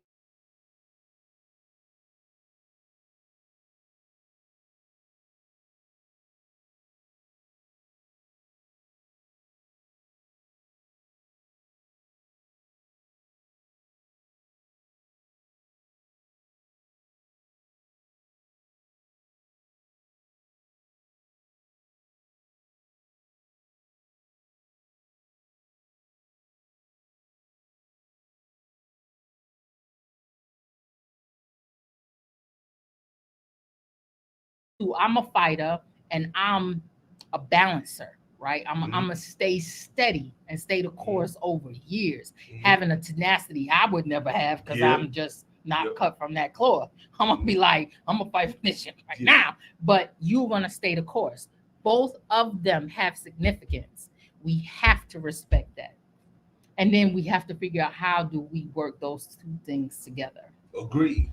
And my bad, what's happening? I'm sticking to my guns. I said I will post routinely. If I was made president or senator or governor, I would exile all racists to not an exotic island, a deserted island out in the middle of the Pacific or the Atlantic Ocean somewhere or the Indian Ocean somewhere, because I think that causes too much division. How would you identify them though? There you go. Right here. I put it on the screen. Racism. A racist is characterized by or showing prejudice, discrimination, or antagonism against a person or people on the basis of their membership in a particular racial or ethnic group. That's all racist. So we will all be on that island. Like we will all, we will all be on that island. Is there a difference between a racist or a counter racist? Okay. I'm racist against you because you're racist against me. I'll look that up, but I'll look it up. I can't really answer that right now. But there is. Google, help me. I will look at Google, but there's a conversation going on right now between Khalik McMillan. I'm not used to calling him that. Forgive me. His name is flows to me. There's a conversation going on between Khalik and New Real Start. New Real Start says, I will sum it up by saying, my point, racism is beyond black and white. Go into prison, keep your eyes and ears open. It's every race. You will view it in a prison system greatly. Yeah. Right. Earlier, he or she also said, it's not just black and white. It's not just a black and white thing. Racism goes beyond black and white. No, we definitely understand that. We're not saying that. Okay. The reason why the situation always becomes black and white is because at the end of the day, black and Mexican, what? Okay, we're fighting over what? Who gets? I get to open up a chicken wagon versus a taco truck in the parking lot, or are we talking about true political power? Who is enacting this change? Because at the end of the day, Mexicans are fighting for their foothold. They got together. They're getting a political foothold. Dominicans, everybody else is getting their own foothold in America. But who are they getting that foothold against? They're getting that foothold against the dominant white American political system. So that's why when we speak, it's black and white. Yes, we understand every culture's racism. That was mentioned multiple times. Absolutely. But when we're talking about the power construct, at the end of the day, it's not the other cultures that are really coming up with these laws. It's not the other cultures that created this system that we're living in. It's white America. And when I say white America, I know I'm not talking about all white people, but at the end of the day, it is white America. Not just the people that benefit from being white, but that's who we're trying to take our stuff away from. And who affords the other races the opportunity to come into our country, to come into this country, paid for? That's why it was hilarious when they took all of those numbers so that Trump could get the votes. But then you turn around and you want to send these people back after you got your votes. Like that, to me, was white America showing itself to all the other races, right? There's not a race that comes across into this country that understands and knows that they don't want to be a black American. They don't want to be considered or treated as a black American. There's not a race who comes across these shores that doesn't take what our government is offering them in lieu of it hasn't offered the people who have been from here from the jump, paid to be. And this is what I get into when all these other cultures come over here and they talk about, but all of this stuff that I just came from. Shut the fuck up. Listen here, all right? And I think so. We had our slave rebellions. It was like going into the 17th century. It was the colony in Virginia that stated like, hey, because the Spaniards already left, the Spanish plantation, they couldn't handle it. They bounced, right? Virginia was like, look, there's a lot of them. What the hell are we going to do? So they went up to the Irish who were enslaved with us and said, yo, look, y'all look like us. Y'all not us now. We're elite, all right? But y'all kind of look like us. We share the same complexion. Check this shit out. If y'all continue doing what we do and you don't associate with the Africans, we will award you with this. We will give you a chance to pay yourself out of this. Which is why when you go to New York, it's the Irish that's running the fire departments. All right? The Chinese come over. When the Chinese came over, it's like, all right, cool. We'll award y'all with real estate, but in the black neighborhoods, all right? Every fucking culture that came into this country was awarded real estate, was awarded business loans, was awarded all of the things that we were denied, but it was put into black neighborhoods. But now they look at us like, all this stuff, we just came here. Yeah, you came here, you was given this shit. You were allowed to go into the banks and get these loans. You came over to America and was given welfare. Intentionally. Right? Intentionally. To make sure that the black bastards stayed where they were. And this carried on for centuries. Yes, We're not talking about it didn't end 100 years ago. This just I had a friend of mine go to get WIC, something that was created by the Black Panther Party. Panthers, yes, ma'am. And she's an American, been working her whole life. Can you say that one more time, WIC please? was created by the Black Panthers. Don't fucking know. And she went to get in, was given a hard time. In that same office, I saw a multitude of people who had no ID, no social security number, no respect for the black community, not be given a issue at all. And I stood there. One, I was thankful that God allows me to see the most strangest things that you would never be able to see normally. And I stood there and said, I can't believe this shit. My homegirl is born here, been working, meaning putting tax dollars into this shit. And you giving her a heart. Like she had to have every single thing known to man to prove something. These people just walked in, signed it, ain't have nothing. No ID, no social security card.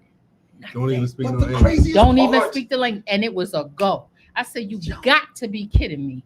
It's a program created by the Black Panthers, a group that was listed by the FBI as a terrorist group, disbanded and destroyed by the FBI. They kept the program, destroyed the black membership. Which makes no sense. So never targeted KKK. True. yo, like, come True. on, fam. So check this out real quick. I want to add to this. Real quick. Chief had said something that About the police oppression. Yeah. Yeah. Well, it was something else. The domination. I think it was that one. Yeah. Oh, could you go back? Oh, the domination. Domination is not based in power, it's based in fear. We've internalized a lot. See, that's what I want to get to right there. That's the whole problem with it right there. Number one, we're discussing their problems.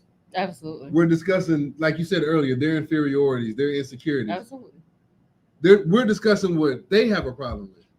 We never had this problem. Absolutely. And that goes back to, I'm going to answer about 2 or 3 questions real quick. That's why we can't be so-called racist. That's a Caucasianoid term used to divide and conquer.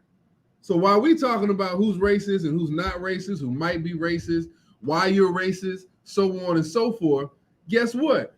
We're not even talking about the fucking problem that we have, which is separating from them from the mass. You know what I'm saying? So, like you said, they took programs from us, and like you said, we've had programs to help ourselves, but they're not going to give it to us. Because it's not in your enemy's desire for you to be educated, to give you anything. Why would I? That doesn't make sense. But just to respond to the racism thing, right? Yeah. And then I'm gonna answer about with Chief, right? So you're absolutely correct. It's a white construct. That's why we can't be racist. But when the other cultures decide to pick a side, and when they get here, they pick a side.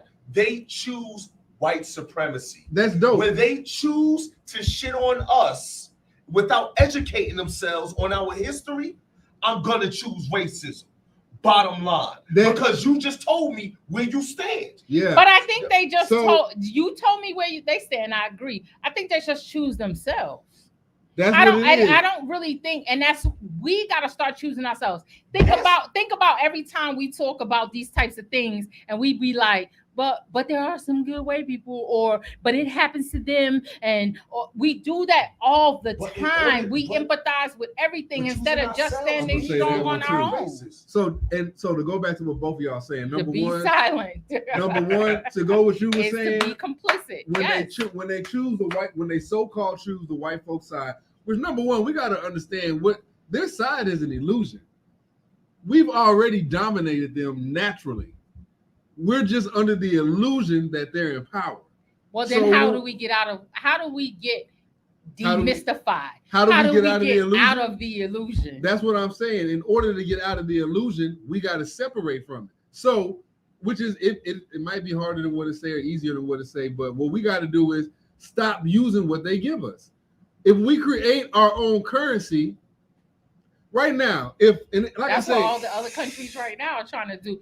Why do we believe that we have to have it here? That's my one of my major things. So real quick. We keep wanting to have it here. There's a whole universe, a whole world. Exactly. So real quick, what I was saying was totally separate from what they're giving us.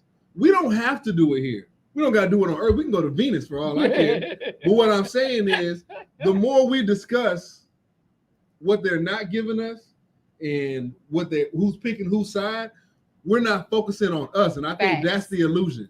We don't focus on how we can fix it. Yes. You see what I'm saying? Yes. If we would put that energy exactly. Okay, they doing what they doing. How come we not doing exactly? What we doing? So if we come in here with the facts, bro, that was good. I had to think like the old folks say, man, we gotta if we sweep our porch and focus on what our porch or the dirt that we got on there, and stop looking at it like, oh shit. Say, bro, you got a couple leaves over there. You might want to cut that tree down. We got all the leaves and coons and skunks. Skunks going under our, you know what I'm saying? Look out for that skunk. I'm not exactly sure what a skunk is, y'all. That's a new creature they created, man. But that's a creature that they probably created. Yeah. It's like it's a stinky carrot. Yeah, exactly. I'm mad at you right now. That's a skunk. You know what I'm saying? Y'all heard it here first. It's a skunk. She's a skunk. You know what I'm saying? So I feel like if we focus on first what our currency will be, if we focus on first what our law, I'm gonna get to you real quick, Malcolm. I'm gonna say this real quick, and I'm gonna get to you. If we focus on what our laws would be on our spirituality, I saw not Chiefs. even You saw debate Chief's question what is the black contribution, what's the to the GDP? GDP. Yo, yes, hey.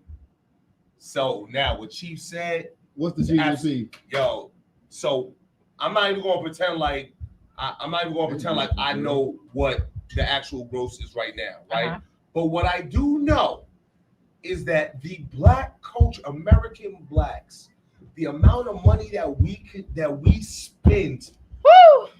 on luxuries Gross. that we cannot afford, right? Gross domestic product. Yes. Oh, okay. That we cannot afford is more than enough to support a country. Thank you. Once We again, can Thank you. definitely Yeah. start our own Because we're the country. consummate consumer. That's what they made our role. Whether it's in the prison system doing free work Absolutely. or money just splurged on everywhere because they know we don't understand the concept. But because of money. if you think about it, first of all, slavery is the best business that ever of existed course, yes, because it's still working, yes, right? And Mhm. everything that's created is created on that same concept when you think about it, yes, when you break it down. Mhm. And no one, not even us in this room and everybody out here listening, no one would deny wanting to have a business plan such as something like that that would last for centuries and And you no cost you longer work minimal. it. Yes, You no longer work it. It Mhm. works itself. If you think about anything right now, people are like, oh, start a business and get it to this point so that it can work itself, right? Mhm. So that it makes money for you. That's off the basis of the same thing. That's the same concept. There's nobody who exists who doesn't want a business like that. So, with that being said, how do we maneuver ourselves from being consumers? How do we stop suppling off the American tit? I know the answer, and I say Please. it all the time. Okay. And I want to say it was it was Kanye. Kanye told us the answer in front of the whole world. He made an 'Cause he's example. brilliant. He used Jews. Jews are no more brilliant than we are, but they have the blueprint. Why can't we use the blueprint to be the same or better? Do we Why? want to? Huh? Do we want to? Because it's a psychological dichotomy Yes. that's working. Do we want Oh, to? you opening Are we another door. capable? Are we able? Yes. Psychologically. But that goes back to our original conversation of taking back our youth. There's a reason why when and you're absolutely correct because accountability is tied into it, right? There's a reason why they target our children because if you program because on a broader scale, which encompasses all cultures, the school system teaches all these children to be the perfect employees, while the elite teach their kids, hey, we got a whole generation ready to work for you. Then when it comes to us, they teach our kids, hey, look, you're either going to be the perfect employees or be the either way, you don't need education. Just get this money. They keep them chasing their tail, right? Until we take these children and let them know that one, you are more than a brand. You are not money is just a tool. It's not something that you need to dedicate your life into getting. We'll never shed that mindset. Exactly. So what do we have? Us. What do we have aside from our intellect? Because I once had a white man say that he was raised that it is better to be lucky than intelligent than be smart. And it was the first time I ever heard them say that. I heard a white man say to me one time, what do we do? We were raised under this ish. And those two in different scenarios, different conversations woke me up to a lot of things that I was like, that's interesting coming from you. We're still amazed by them. We still allow them in and are amazed by the things they do, like black people. we're still entertained. We still enjoy being their entertainment.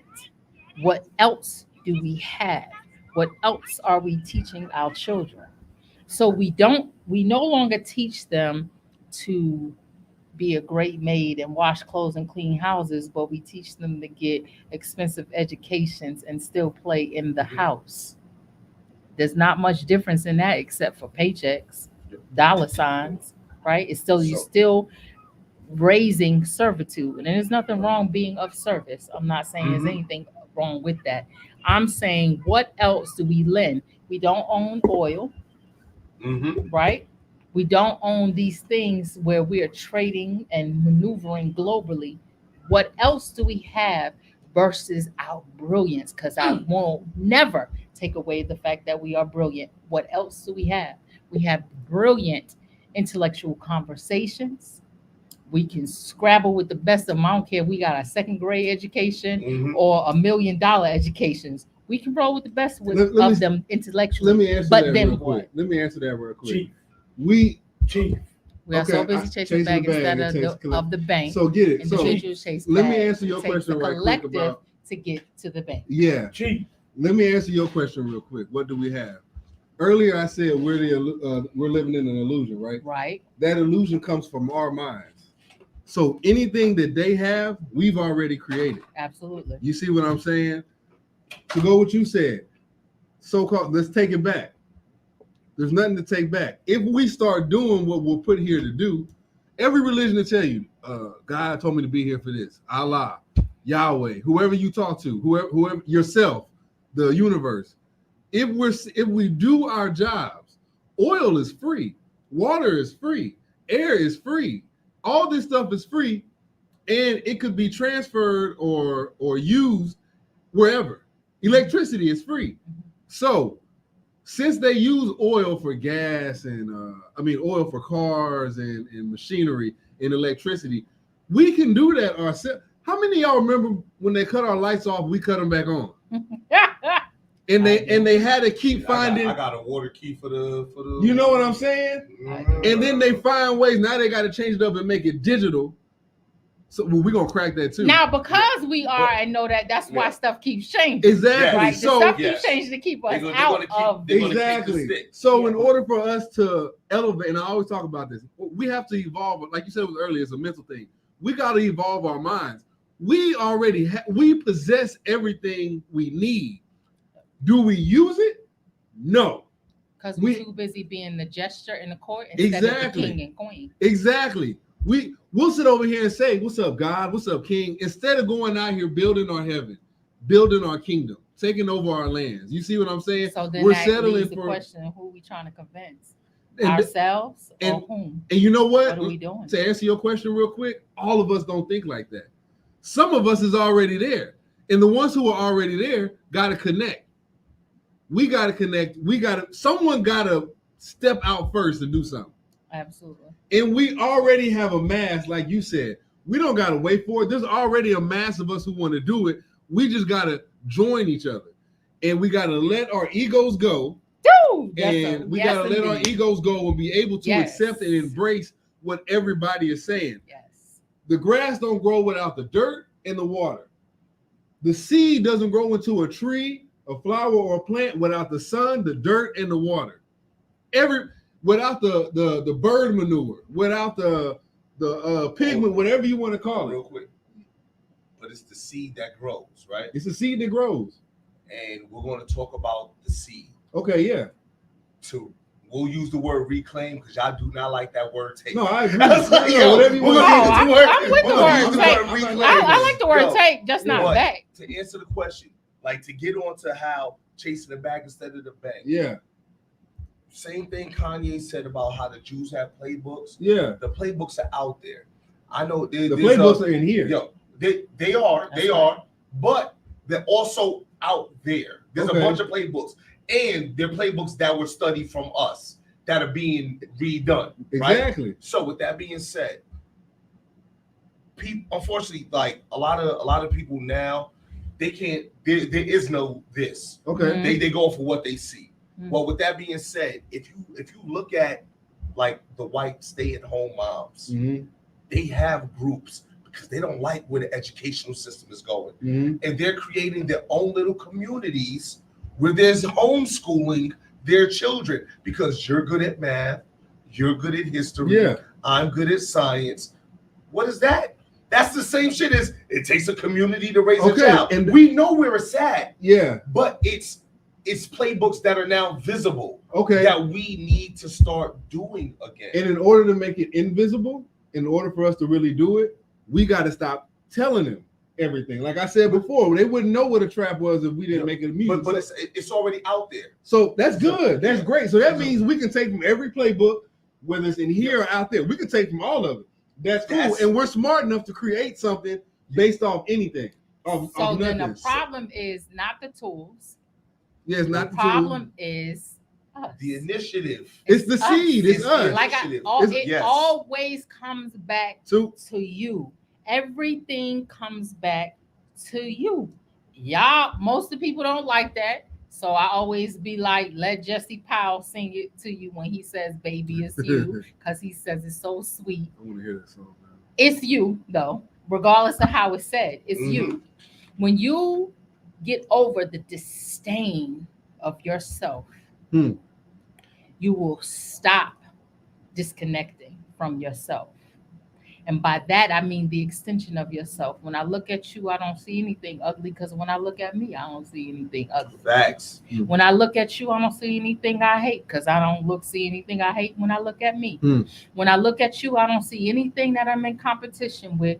All I see is what we can build together on whatever that means, whatever level that means. So if we could stop, if we could get to a healing place where we don't see ourselves as the problem, where we stop seeking validation that's never going to come from your enemy, then we could actually plant something that has the potential to grow. Exactly. Both of y'all. That's related. That's what you said is relatable to what Miss Jessie Land said. Y'all pretty much said the same thing, different language. What up, cuzzo? And collectively collaborate on rebuilding our people. The levels we can reach are unfathomable. Exactly. That's 1,000% facts. That's The invite, that's why this century-old thing works on autopilot. Because the infrastructure of the inviting I see what you did there. is the problem. That's the ultimate problem, because without that, nothing can defeat us. If we're not inviting this company to the table, if we don't have our hands out, getting to the bag, if I'm not feeding from you, there is nothing that you can do. So, just like we was talking about off camera when we was discussing, I was like, I work, I do things to take care of myself, so I never have to pay in pussy. That's not my currency. I don't make those kind of exchanges. Anything that somebody wants to do for me, if you do it, then you're doing it authentically. You're having a man is gonna have a conversation with me, but you can't assume because you're doing this, that, and the third. That's you get my vittles. Yeah. You can't get my vittles like that. That's not how it works. That's the same thing. We keep exchanging bits and pieces of our soul for handouts. That's disgusting. There we go. I don't need nothing from you. With that being said, right, with just the people in this panel, I think we all have our ideas. We all have plans on what we want to do, whether it's personal. Hopefully the end goal is for the culture. You get what I'm saying? How can we assist each other? Or I like that one. Or if we're gonna keep it going, or if we can make this happen, who needs to go first? Whose plan feeds the next plan that feeds the next plan? That's right. That feeds the end goal? That's right. How do we organize this? What do we want to do? What is our role? Okay. You know what I'm saying? Okay. You know what? We gotta identify those who ain't here. Because we have a tendency to want to bring everybody with us. Yeah. We gotta identify. We gotta shake it out. We gotta use a sifter and sift out that those that are not ready and those who want to. Then we gotta be committed to teaching. We gotta have patience and staying power, because we tend to give up real quick because it don't come fast enough. Staying power That's is facts, you want to know about staying power? I'm telling you straight up. China has held their vendetta and has trained their vendetta against America for centuries. They not letting it go. In the DNA. They slow, quiet, steady, methodical. All of the recalls that you ever have with your kids, toys and stuff, are what? Out of China. But they got a contract where they make everything that we have. What? That's slow. That's steady. It may not be in this lifetime of this generation, but it's going to be. I forgot the dude who's running Apple now. He just ventured off and gave a small part of the business of iPhones to India. China said, bet nobody in this country is allowed to use an iPhone. They utilize they billion people force with no joke. And you could be mad about it. You could be anything you want to be about it. Oh, that's so sad. They don't get to do this, that, and the third. But while we partying and bullshitting, they about their business. Yep. So they make it move slow and steady. And if you're not careful, you get caught up in the rapture and they don't give a damn. And they don't give a damn what you look like. You could be part of the culture, not part of the culture. You could get ran over. You could get the business too. Tim Cook, that's his name. Yep. Tim Cook is the president of Apple. And they suffered. It was something like it seems insignificant. It was like a 3% loss of stock, but that translates to billions. Absolutely. We have to understand those types of things. The people in our groups, our culture who know this stuff have to share it. You hold it to yourselves as if it's best for you because you're the only one that needs to get it, that needs to build it, that needs to move on. Chief, for example, Black Wall Street wasn't built under the system of capitalism. It was built on cooperative economics. Economics. So Chief is a direct descendant. He gives tours in Oklahoma of beautiful people that have done all these beautiful things. He knows exactly what he is talking about firsthand. We are devoid of connection. There is only one agenda, and that's divide and conquer, because that's the only way you can accomplish anything. If we continue to let them divide and conquer. Chief, he's asking for your IG. If we continue to allow dividing and conquering, I don't care what our issues are with each other. You got to be about the unit, even within your family. You got something you do, I got something I do, want to do, whatever can do. But if we collectively agree to be about the unit, regardless, you can have the mall is a perfect example of that. Every business within the mall is its own business, is it not? Facts. But it's all under the mall. If I go to the mall, I'm hitting up, I don't know, 20, 30, 40, 50 other stores that are their independent selves. We're so afraid to lose the independence that we don't have in the first place that we won't come together. That's absolutely ludicrous. I want to... Hold on. I ain't done it the whole show. Y'all forgive me. Man, say it one more time and I'm going to give you a round of applause again. We're so scared of losing our individual selves that what? We don't even have. We don't even own. We done sold that a long time ago. Now, that's something we need to reclaim. Reclaim your soul. Reclaim yourself. And then you won't be afraid to connect with people who look like you. You're so afraid to lose something you ain't got in the first place, you won't connect with someone else. You're so afraid to be exposed or be recognized. You feed in so many things that aren't even real. Just the brothers just told you it is an illusion. Stop being an illusion of yourself. Don't be new to this, be true to this. All day, every day. Centuries your ancestors have paved the way, have paid in their life, their blood, their sweat, their tears, and you just showing up to get a bag? That's all you worth. That's all you worth a bag. Yo, you mad funny. That's all I can tell you. Worth a bag. You worth a bag when you could have a whole continent. True. Fuck out of here. True. Fuck out of here. On that note, let me do some promoting for a new show that we have on Friday nights. It's all about the collective. It's a group of women. We're empowering women. We're going to duly note that, but we're empowering these 5 women right here every Friday night. They are Wonderful. all insurance agents. They are all coming to this show, coming to the station, coming to this platform, and they are ready, willing, and able to teach the entire world how to be your own bank. That is So what we're teaching every Friday night on Let's Talk Coverage Over Cocktails. Uh, one of the stars of the show was commenting earlier. Her name is Joyce. Joyce is right here in the left-hand corner. I don't know how to get this number What's off of up? here. Let me get this number off right quick. Joyce was tuned in earlier, but this is the show that wants to teach everybody what we're talking, how to be a collective, how to be your own bank. You don't have to go to the bank. You can do the same thing a bank can do. The bank only takes your money and goes and invests Invest it. it into something else. sure does. Things that don't even count you in. Don't even That's count the you funny in, part. and then charge you interest.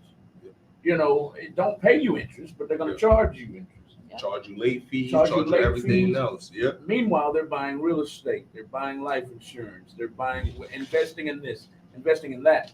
You can do that yourself, and that's what's being taught on Let's Talk Coverage Over Cocktails every Friday night from 8:30 to 10:30. Shout out to Joyce, Kimberly, Denise, Barbara, and Veronica. You'll see y'all Friday night. I just wanted to put That's that in there beautiful, right quick. ladies. Thank Yeah, you. that's dope. They Yep. pulled us in. I'm a novice to the subject of life insurance. And they pulled me in. You know, That's what's I'm up. 53, and I've never owned life insurance. I've never had a policy in my life. I've had health insurance, Yep. but I've never had life insurance, and I never felt that it was more important than now, especially after. I don't know if y'all ever noticed, but that's my father. He passed away last year. Hmm. Especially after he passed away, I'm like, man, he wasn't supposed to be gone. He was just sick. You know, he wasn't supposed to die. So now I'm like, okay, that could be me. So what is everybody going to do when I leave? And the show is predicated on not having a GoFundMe or a chicken fry Mm. when your loved ones pass away. Yep. You can have a life insurance policy. Yep. I just wanted to interject. And I know like the culture doesn't even realize how many different types you have term and I'm not even gonna try to step on what they're doing because I know they'll probably get far more in depth than I ever could. But you have, since we're a little older, I have a term just to cover the family. Mhm. But then just for like to kind of create your as an asset, you have what's called like an IUL. And with your IUL, your Index Universal Life, you can put money into that. That's something that you could borrow against to get your assets, to get it, things like that. There's a bunch of other steps that those ladies are going to expound upon that. Yes, sir. I'm trying to learn about. Yes, You get what I'm saying? So it's like it's important. And this is stuff like I can't remember, and there was a white person that said it. And they said, if you ever want to stop police killings, they was like, if you want to stop That's right. people from getting killed, Everybody get a black life insurance person policy because them get a insurance black- companies is not Yes. going to pay that out. because they said if the minute black people start getting life insurance and insurance companies have to start paying it out, the insurance companies want to start holding those police those cities Accountable. responsible. They'll be invested in And it. now you're talking about super PAC money. Because now you're going after, the mayor, oh shit, you can't get this. You cost us money, you out of there. You get what I'm saying? So it's just like things that we don't look at as investments, as necessities. We have to change that mindset. May I just say- life insurance over Gucci. You know May, what I may I mean? just say You know. this? Yeah, because all that stuff don't have no value. Stop wearing everybody's name on your ass and Mhm. wear your own. Let me just say this. There was a time when we did. A lot of us disconnected from ownership of land and homes. We did all of this. We had our own banks. We did all of this. I get a little perturbed when we have conversations all over the internet as if we've never As done if this it never before. happened. Yep. We've done every All of it. last single thing And it was before. destroyed. We couldn't pay shit else, but we paid the insurance man when he came to the house for the policy. Yep. We paid the encyclopedia man when he came because we got them books so our kids My get grandfather educated. sold I don't insurance. want to pay. I want us to don't play with it, don't play with it, don't play with it, don't play with it. Okay? There's nothing devoid of our intelligence of doing these things. But fear is a MFer when it comes to us. We've been fear jerked out of a lot of things that we understood and knew and disconnected ourselves from because we were jerked out of it, cheated out of it, beat, kill, rob, whatever, out of it. And so we threw up our hands and said no more. But I need this to be known for those who may not know. There is not anything that we as a culture and a people have not done. Right. We've owned a plenty. Right. And Central Park sits in a space where there's a whole black community. Yeah. Okay. Lake Lanier in Georgia and many countless others. Look, I was just looking at documentaries on R.A.U.L.I. There's just so much that has out. We do not come from an ignorant people who does not know and has not done. Our story doesn't begin as slavery or welfare or projects or any of this shit. And I get disturbed, perturbed, disturbed, all of that. When people have conversations, let's build generational wealth. We done did that. Well, yes. I'm not saying we can't and we shouldn't, but it has been done. Yes, ma'am. And there has to be a homage, a respect to the understanding. I agree with that. The overstanding. And it has to be because of this. Anything that's ever been done can be done. That's the first power against fear. If it's ever been done, it can be done. Also remember, they know that too. Absolutely. Which is why they're going to do everything they can do to keep us separate from that education. And you need to keep making you work. Biggie said, fuck the world, don't ask me for shit. Everything you get, you got to work hard for it. You understand me? On everything I say, you have had it. You can have it. Can't stop, won't stop. Don't let nothing stop you from anything. It's been done. Do it again and again and again and again and again and again. Don't let nothing count you out. And if it's done for anybody ever on the face of this time, earth, or universe, it can be done again. You have that power, but you can't access it until you access yourself.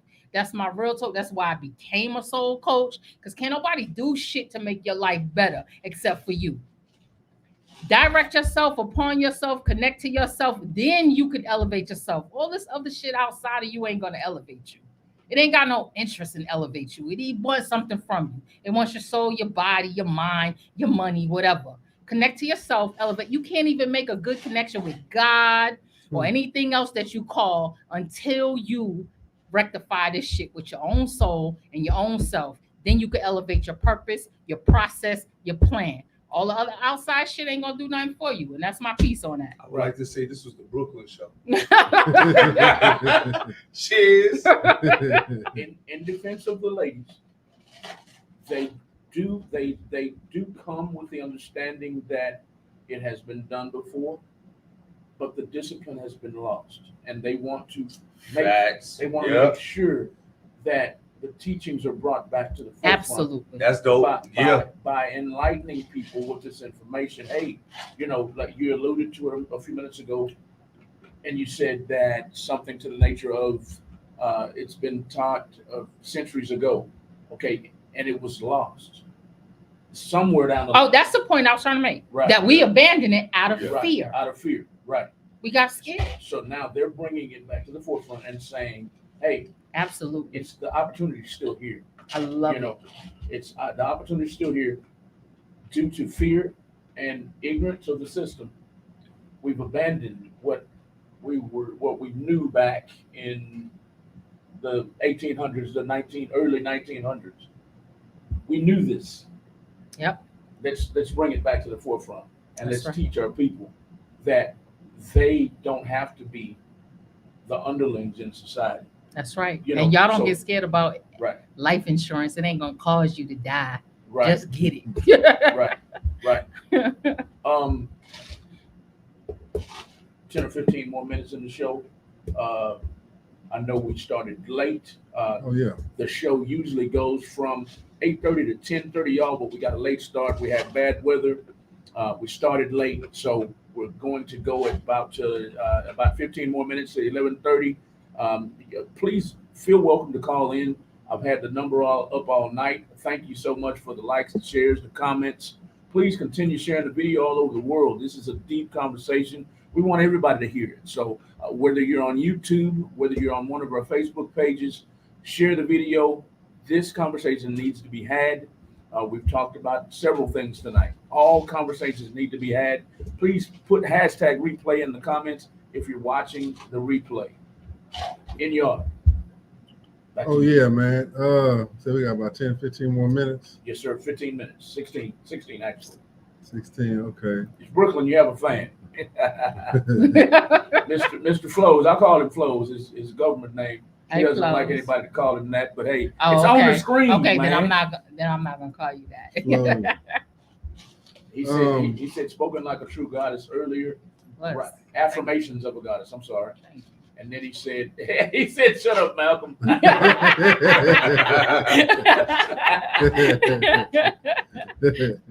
sorry. Go ahead. And you're on. But no, man, it looked like the show took a energy of itself. But we did cover a lot of that. Though. No, that's what I'm about to say. You only miss love. But did you check? No. That was old love that we was love, talking. accountability, and brutality was we in the lab. Yeah, I'm about to say everything was covered because number one, if y'all didn't love your people, the questions wouldn't have came up. You feel me? Facts. We wouldn't even be having this discussion. There was a lot of whys and what do we do if this happened? What would we do if this happened? And acknowledging people on the screen. That's defining, that's being loved. So love was covered and it was showed. Accountability, everybody in here took accountability. Even when Malcolm was like, I got a white wife, but I believe this. It's like he didn't hide it. He like, my wife is a little tan. And, he didn't hide it. You got the picture up here. But, so stupid. You know what I'm saying? He didn't hide you didn't hide anything about how you had the conversation and how you feel about interracial. And you didn't hide how you feel about anything. That's accountability. Being yourself is a symptom of accountability. You see what I'm saying? In this case, symptoms ain't bad. The brutal truth came out, man. Whether you agree with it or not, it was just truth. And truth ain't meant to be agreed to or not agreed to. It just is. So the space freestyle was a good freestyle session. And what I wanted to say at the end of all this, really, matter of fact, do y'all want to say something before we get off? Before I just summarize everything. Man, one, I just want to say, Brooklyn, I appreciate it. You came through with fire. Definitely in Brooklyn fashion. The only thing you was missing was a Brooklyn. That was the only thing I was missing. But I definitely appreciate it. And I do want to discuss, what are the plans? Yes. I know I have mine. Last time I was here, you touched on yours. You get what I'm saying? I want to hear yours. And if there's something that we can do to feed one another's and make it happen, I'll stay on the back burner. You get what I'm saying? I don't need to pop first. I just want to see it succeed. Huh? You don't want to do Diddy? Oh, that's right. Neither one of us are from Harlem, so we ain't got to worry about that. We don't do that here. It's like, don't make me have to do my speech. Nah. Y'all want a producer? We'll be dancing all in the video. Those shiny suits. You know what I mean? Nah, we don't do that here. But if that's something like let's do it. Like we could talk forever, but it's like, I want to do. You know what I'm saying? Yes. So, let's discuss. Let's set up a time. Let's chop it up. Shit, if you want to do an episode about, let's lay this out. If there's people listening that can give advice or give help or give direction or give plugs, let's do that. You know? So that's my biggest thing. I appreciate the platform, brother. Absolutely. So I'm always thankful to be here. I appreciate you. I'm glad. Go ahead. I'm sorry. No, go ahead. No, I was gonna say I'm glad y'all came. Y'all talking about y'all thankful to be here. I'm thankful y'all here, but go ahead. It is a beautiful situation to be amongst kings. and I get the opportunity to do it often. And so I want to tell the sisters, ladies, don't believe the hype. I think I said this last week, right? Don't believe the hype. Real kings exist in all different levels and fashions. And I'm not sure, maybe you wearing blue blockers, king blockers. Get off social media. I don't, yeah. Stay Like, away from the shade room. yes, Sorry, y'all. Hey. clubhouses, all these places that are a part of the divide and conquer agenda. Your brothers are out here and they not all trying to plug you, okay? They really are trying to be into you, receive from you real Facts, food, real yo. food, Real right? talk, yeah. Not all the other stuff. So allow that space, take away all of that energy from you, and maybe you'll start to receive those things. A lot of the things that we received, I had to talk with a sister one time. Why I only all these narcissists. I'm like, first you got to recognize that you're a narcissist yourself. Oh, yes. Because I had to recognize about you attract that of which you are. So it's all those things. We should be here to work together, and all respect to those who aren't. It's okay. Like, it's so okay. We not mad at you. I swear we not mad at you. Recognize it and move on. I'll come back each and every Tuesday so we can have these discussions, so we can build kingdoms. That's the only place in which a king and queen dwell. It's my piece. Yo, I'll definitely say, hey, black men, you are more than $1.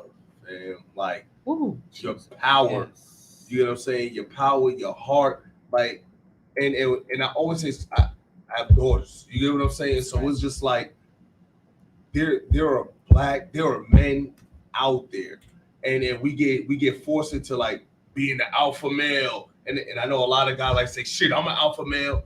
I don't like that, man. I don't like that term because of what it means to be an alpha male. You have to be almost damn near narcissistic. I step in, shut everything down. Yo, this is what I'm in here. I have to be like, yo, it's me. Like, nah, chill. Like, I could be masculine without being like, I'll let you run your mouth. I'm okay with that because I'm secure in who I am.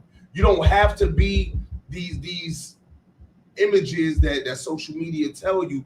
And there are so many women, and I promise you, a black, like, it will be your greatest investment, dog. Like, as far as our growth goes, whether is my daughters or my wife, like, all of my growth comes from, my partnership, my personal relationships. Like, if I'm the head, that's the neck. That head ain't going nowhere without the neck, dog. And when the head is drifting, then you're like, yo, stiffen up. Pay attention. This is your direction. And it's like, so as strong as we all like you have a strength in you too that you give away when you give into the ways of social media. Like, don't give up your power. Like, it's crazy. Social media is a lie. All of that shit's fake. Like 90% of it. Don't believe it, though. Like, we're all out here. We're all like, we're happy. We're healthy. We want, marriage is still real. Relationships are still happening. There's plenty of black men out here to marry. That want love. That's seeking it. That wants it. There's black fathers as far as the eyes can see.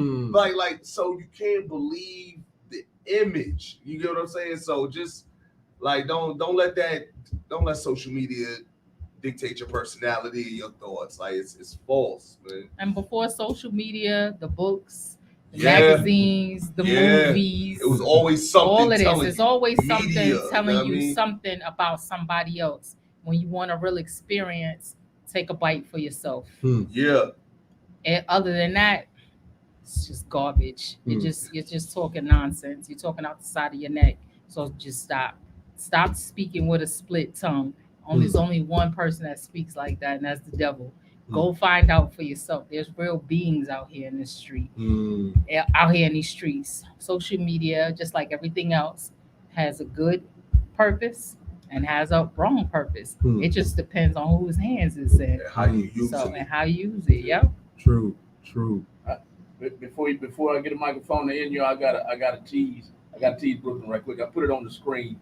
When she went to talking, I immediately heard Flavor Flav in my head. She says, "Women, ladies, queens, don't believe the hype." Don't believe the hype. Yeah. Don't believe the hype. Don't believe the hype. It's a That's sequel. That's Hey, right. people, can I get this through to you? I went to Ram. That's right.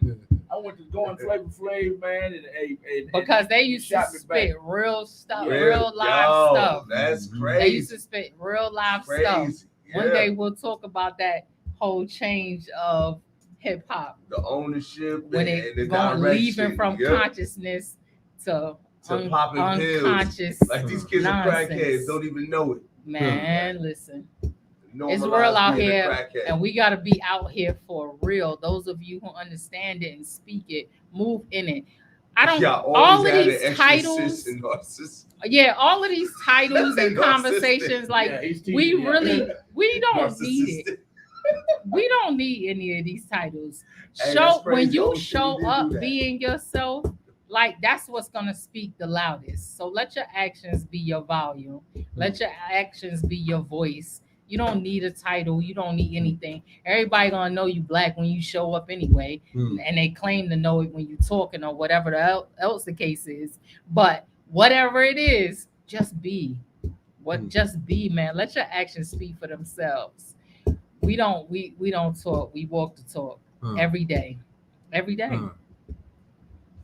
So that Yeah. being said, man, I'm gonna shut it down like this. It was a space freestyle, and without me even given the topics to get on the mic with, it was perspective, accountability, love, and brutality. And I explained earlier how all that was shown and covered and spoken for as everybody was speaking. And in order for us to move forward to that next stage in evolution, we gotta take perspective. We gotta take accountability. We gotta change our perspective. We gotta love each other, and we gotta be brutal about it. You see what I'm saying? If we don't have money for rent, especially if you got a family, even if you don't want to lose the place you stay at. So you're gonna go out and do it. Some of us has turned into a totally new version of us, trying to pay off the white folk, trying to pay off the mortgage, trying to pay off the rent. You see what I'm saying? We've changed our perspective on how we look at each other, learning somebody else's situation, because we see ourselves in the mirror. So we're like, all right, I know they had a domestic violence thing, and once you're around the situation or in the situation, you change how you approach the situation. That's what domestic violence, that's what regular violence, that's what racism, so-called racism, that's what all that. You see what I'm saying? So accountability. We got to stop consistently telling each other or saying it to ourselves, man. I'm not here to dog everybody. Stop spewing this out your own mouth. Oh, the white man did this. We know that. We know what the white man did. But what is the black man going to do to fix the black situation? What are black and brown people going to do to fix ours? What is West going to do to fix his situation? What is Brooklyn going to do to fix her situation? What's in y'all going to do to fix his situation? And how are we going to work together to fix our situation? Mark, I didn't mean to leave you out. What is Mark going to do to fix his situation? And what are we going to do together to fix our situation? That's right. You see what I'm saying? Accountability. And we got to be brutal about it. We can't take no shit, man. We can't not do it because, oh, well, if we do this might, man. If I know that pushing this thing over or give my kids more land, guess what? I'm just going to have to cut myself. And we got to be, one thing I did leave out was sacrifice. Sometimes we're going to have to sacrifice a little bit. That's right. Nobody wants to sacrifice. Nobody wants to sacrifice. I have that talk in my own home. Yeah. That's right. If you want more, you got to sacrifice. You got to sacrifice something, man. Sacrifice don't always mean putting your damn hands on the cross bleeding. That's right. There's a metaphysical meaning to that. You see what I'm saying? So sometimes we're going to have to sacrifice what it is we like to do. Some of us, we might not be able to go smoke no weed, buy no Gucci, get no drink, be the boss's favorite anymore, go to work, live in air conditioning, live in a house that they built. We might have to go build the house ourselves, create the jobs, grow our own shit, wait till it gets ready, smoke it, make our own shit, get the fruits and shit, put it under the, I'm not going to, anyway. We're going to have to do it ourselves and wait for it to metastasize. That's right. And then do it. That's right. So that's what sacrificing is. We can't get used to these amenities that we had. Convenience is a culture. Yeah, killer. conveniences. Convenience is a culture killer. It is. So in order for us to do this, man, we that's something I forgot to add to it. We got to sacrifice who we know. We got to sacrifice who we are right now to become somebody else. Can I add on to brutality? What you want to add? Hey, we need to stop taking our people lightly. I personally feel when somebody outside hurts one of your own, I know people say, nah, you shouldn't respond in kind. Like, look, there's situations that I feel where brutality was of the utmost importance. George Zimmerman, that man should have been wiped off the face. That man should be a memory right now. If I ever see him, we I'm going to prison. Brutality on black rappers. We exert brutality on other black people that's I mean, just talking or doing whatever. Yeah. But this man straight killed one of our own children, sued the family, went on talk shows. There was no brutality for it. That man should be a memory. Had the gun on auction. And when people say, nah, but there's no place for violence, I call bullshit. Exactly. There is a place for violence when it's time to show you, to demand respect for my family, for my people. Exactly. And when somebody outside of that steps on your toes, we need, wipe them out. I agree. That's it. I agree. And you know what? We need to play our parts in that. There's medical brutality. The doctors that's in there and they taking our organs, we need to stop. Well, their organs ain't no good, but we need to stop that. And like if we see, you know what? We talking about police brutality all the time, man. I've heard all the perspective on it. There should be no reason right now, before that, afterwards, and after that, that when you see somebody black pulled over by the cops, that every black person should not stop their car and be like, let this man go. And if this man happens to be a rapist or something like that, then we need to brutalize on him ourselves. You see what I'm saying? That's a part of taking accountability, man. That's how we grew up. Yeah, exactly. That little rapist, the little dude. Yeah, you took him out. We took care of our own, exactly. In the project. So you got washed out. Exactly. You know so what we need to do is start doing that. That uncle never lived. Yeah, we got to start doing that on a regular basis, man. We got to start living by what so many cats right now saying that they hard, and if a nigga touch me, I'm gonna do this. Do that to the police. Do that to the rapists. Do that to the women beaters. Absolutely. Do that to the mayor. Do that. Absolutely. Check this out, man. Some of the guy who owned Gallery Furniture walked around the whole city with over a meal on him. Some of y'all niggas will jack me for $20 for a dime sack. You know what I'm saying? But we can't go jack this white man to go build our. I used to ask the Get It boys, why do y'all rob somebody on y'all block and don't go to River Oaks and rob them on their block? That's right. You see what I'm saying? So our perspective has a change on the whole, man. We got to be brutal in so many ways. If you hear somebody, I hate when white people see me with my kids and be like, you don't see that a lot. We got to give them the brutal truth. I saw it all the time with my dad. What is it that you speak of? How many black families do you hang around to make that comment? Shut the fuck up and get out my face. That's right. The women need to say it to the women, and the men need to say it to the men. That's right. You see what I'm saying? That's right. We got to be brutally honest all the time. All the time. 24 hours a day, 12 hours a night, 12 hours a day. We got to be brutally honest. And we got to be on each other. You going to say something? Because there's a reason why you be brutally honest. Here's the thing about truth. It never needs defense, but a lie always does. Exactly. You tell someone the truth, it's done for. It's done. You can keep talking if you want to. Just don't get in my goddamn circle. Don't get in my radius. You know what I'm saying? You're going to have the pie knocked out your mouth. If you understand that math, I like the way I did that. Anyway. I wanted to add to what you said. Mm-hmm. One of my favorite movies of all time stars Denzel Washington. Oh, which one? It's called Remember the Titans. Oh, yeah. Where they had the black and the whites joining segregation. Uh-huh. It was segregation time, and they were joining. they were desegregating. I forgot the terminology, but they were bringing black students together with white students at a white school, predominantly white school, on a football team. That's what the movie was about. And a particular scene in the movie, I just watched it yesterday. I watched this movie 100 times, and I can watch it 100 more times. I love it. But Denzel was the head football coach. If y'all haven't seen it yet, have y'all seen it? Oh yeah, I got the tape. Years ago, Denzel dictated to the team. He said, "Everybody get on the bus."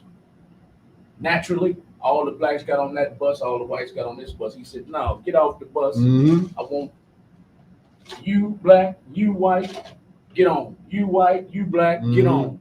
You white, you black, get on." He filled up both buses. He said, "Now, after practice starts, I want y'all to get together, one white, one black, and I want you to get to know each other. I want you to get to know their mama, their dad, get to know their likes, their dislikes, their favorite color, whatever." So what you said earlier, just a few seconds ago, about I forgot what you said exactly, but one of the white students, you said you hate when whites see you and say, "I don't usually see that." Yeah. When you have your kids, one of the in the movie, the white guy sits down and he's got his notepad. He's talking to the black player, getting to know him, right? Getting to know him, right? And says something to the nature of, I can't direct quote it. "Do you live with your father? Do you live with your mother and father? Oh, I'm sorry, you might not know your father," or something like that. Yeah. And I'm going, man, that's cold blooded. Is that how they really think? Is that how they really thought of us, or is that how they think of us now? That's how they think of us now. That's how they think of us now. Oh, definitely. And that movie was made, I think it had to be in the 60s. That was made in the 90s, but it happened in the 60s. But you know that's how they think of us now, because that's how we talk about each other now. Right. Yeah. Like you, if you want to know how white folks think about us, just listen to our culture talk about us. Well, they also think that because it is a system that they are well aware that was designed to set that up like that. I agree. Two separate. We didn't have those issues with black men that white women had with white men. And so they understand that system and that conversation in their households were being had to prove something that didn't even exist. But because of the systems, we created it. We gave birth to it. We caused its manifestation. When you think about, when you look at Good Times, and James Evans was like, "My wife ain't taking welfare. We not doing that." There was a reason for that, because of everything else that it came out of it. When welfare first started, there was a real Mr. Welfare that used to come through the households and check to see if there were signs of a man there.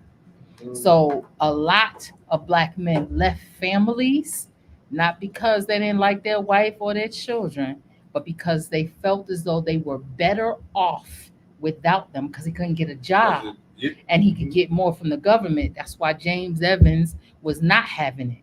"No, I can't get no job, but let me tell you something.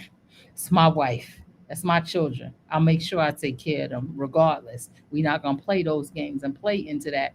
And then we continue to give birth to that, to the point that we went from that to now having planned baby daddy situations. So it's all a growth that took place, a whole process. So they could have conversations like that back then, because in their households, they were discussing it too, from a place of planning to make that separation. And that's just sad.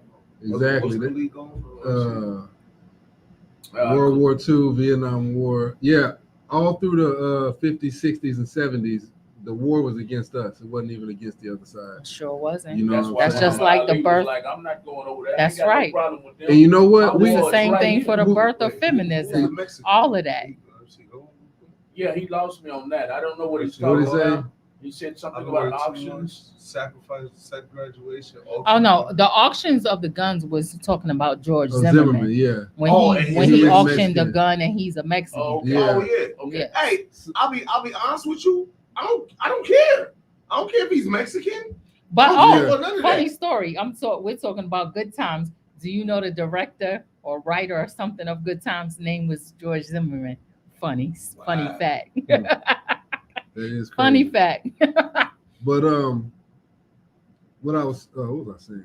I'm so sorry. I sidetracked and he was trying to close the show out. I know he sure was. show be so And we done fun, went man. on and on. Go ahead and close it out. That's that good stuff. Yeah, to close it out real quick, man. Perspective, man. Like we just heard, it's perspective. In order for us to evolve, we got to look at every perspective. Yes. And we got to be. That's what we're talking. We have brutality. We got to be brutal. Being brutal ain't just being ignorant.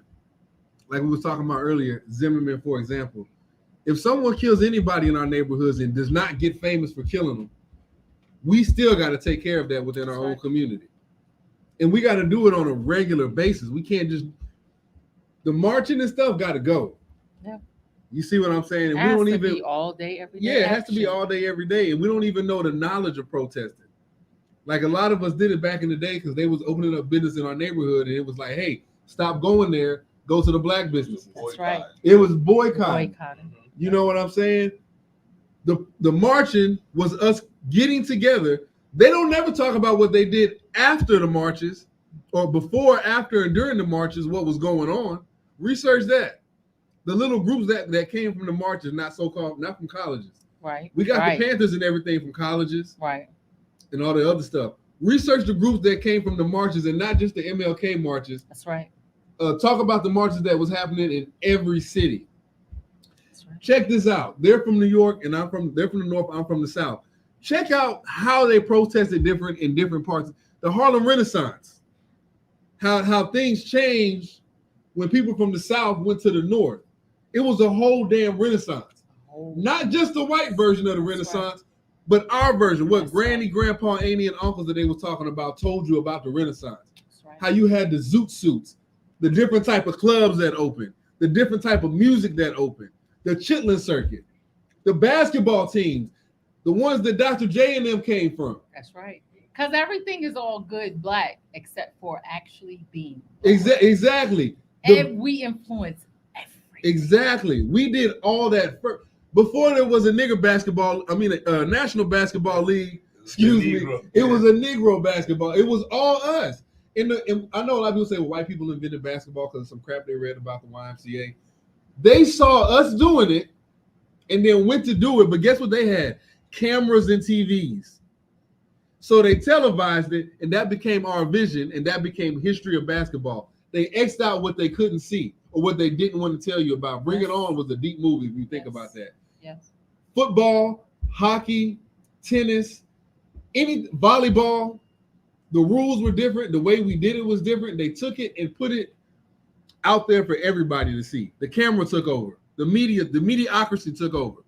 Perspective, real quick. So what we got to do is, like Wes said, take it back, and like Sister Brooklyn said, reclaim it. Because we already had it. And in order to do that, we got to get together and we got to be brutal about it. We got to love each other while we're doing it. Yes. Loving doesn't mean agreeing with everything that everybody says. I might not agree with him, and I might not agree with her, and I might not agree with him. But if we on the same mindset, if we're aligned with each other, it don't matter if we agree with each other. We're going to listen to it, and we're going to take the nutrients that we can from it. Your body doesn't agree with everything that it eats. It takes the nutrients, you sit on the toilet, and you shit the rest of it out. And that's what we have to do. So, you asked earlier, what can we do to make this happen? I was going to tell y'all this earlier, but now I'm going to tell you now. I found a space where I want to do this get together I've been talking about. Okay. So in the next few months, if you want to come together, and I'm inviting people that really want to do something, because I know they're going to be spies and lies and fries. But for those who are not doing that, I'm going to start having something monthly to where we actually helping each other out. And I'm talking about not just talking about what happened in 1975 and 1875. Hey, how can all three of us put some money together to get a house that all of our families can live in? Absolutely. How can we eat? You hungry? I know everybody gets hungry every day. Malcolm just said he ain't ate 4 or 5 hours. You know what I'm saying? Absolutely. None of us want to work for this white man, no matter what we're doing. So how are we going to create it? Absolutely. And after that, we're going to do it. If you're not talking about doing an hour afterwards, if you want to go home, chill with your family for a couple hours, watch Martin, or what's popular now? Sanford Son, whatever. You said Martin, and then you went further back to Sanford Son.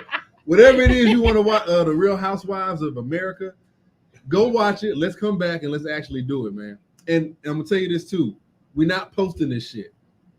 This I'm not doing. I say this every fucking show, man. The revolution will not be televised. It won't be televised. Fucking television, man. I don't want to be popular. I don't want to be the big. It's not necessary. Malcolm's right. I'm not the star. The stars are in the sky. The message that I'm putting out that's going everywhere, the radioactivity that I'm spitting out my mouth, that's the star. That's what's shining bright. It just happens to be coming from my mouth. That's right. That's why I make toothpaste and mouthwash. Anyway, I got to keep it clean. This is mouthwash. Yeah.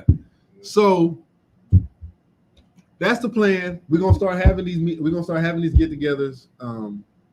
Come with a beautiful, come with a genuine, come with a pure spirit. You know what I'm saying? If you're not coming with that, don't come because I'm brutal already. Fire, come with all that. All of it, man. Come with all of it, and don't be afraid to be yourself. Yeah. I only want people to be themselves. Relax yourself. Don't be so bland. Yeah. Like, I forgot the name of the girl. I don't know if it was De La Soul. You ain't got a line to kick it. Just come kick it, man. Please and thank you. That's it. Like I said, we all might not agree, but if we on the same wavelength, yeah, text it real quick. I know you're going to like it. If we on the same wavelength, we're going to get somewhere. So, like the topic was, perspective, accountability, love, brutality. Practice that in your home tonight. If you want to make a change, don't wait till New Year's. Wait for the next second or two. Right. And start to make that change. The New Year's right now. How's it feel? Yeah. My mouth feels clean. You know what I'm saying? The New Year's now. The New Year's now. It's your year. It's always been your year. These numbers are irrelevant. That's right. You see what I'm saying? These numbers ain't got. The numbers exist so everybody else can keep up with what exactly you're doing. Research a watch before the 1800s. What did people? They watched the sun. They watched the moon. They watched nature. They watched the leaves fall. They watched the dirt change. They watched the grass grow Our differently. ancestors ain't have none of that. That's why we got such good rhythm, because we kept up with timing. Exactly. And we kept a pace up here. Didn't even have education, none of this, and still kept timing. Exactly. Still managed to do a whole bunch of things without any of this stuff. Without any of it. We didn't have none of these. So we said earlier that we don't know history, something's going to happen. I think we need to start repeating history, because the further you go back, the more we was in charge. You see what I'm saying? Bless. Facts. When we had less, we were stronger, more intelligent, more in charge, more man. We didn't need no house with That's AC. why I said convenience is a culture killer. It is. It is. So let's start repeating history. Let's repeat our history, our story, what we know. Not slavery. Slavery happened 10 minutes ago, and it's happening now. So let's repeat 400, 500, 600, 700 years ago for us. Because it was less than 100 years ago, the chief was on here for Oklahoma City. It was less than 100 years ago for Rosewood, Acres Home. Some of these places just really now started getting shut down. It really ain't been so many years ago. It hasn't. That the document was written for freedom. Exactly. It really ain't that long ago when you really do the math. So, man, come down. I don't know. Y'all come down to Texas, man. Come down to Texas. Keep Malcolm, put my stuff on the come on stuff. to Texas. Come on down, man. And when I have this event, I'm gonna let everybody know any money I'm charging is to build and to use towards what we're gonna do. Because I have bouncy houses. Hell yeah, bouncy houses for the kids. Look, this is a kid-friendly. I got two kids.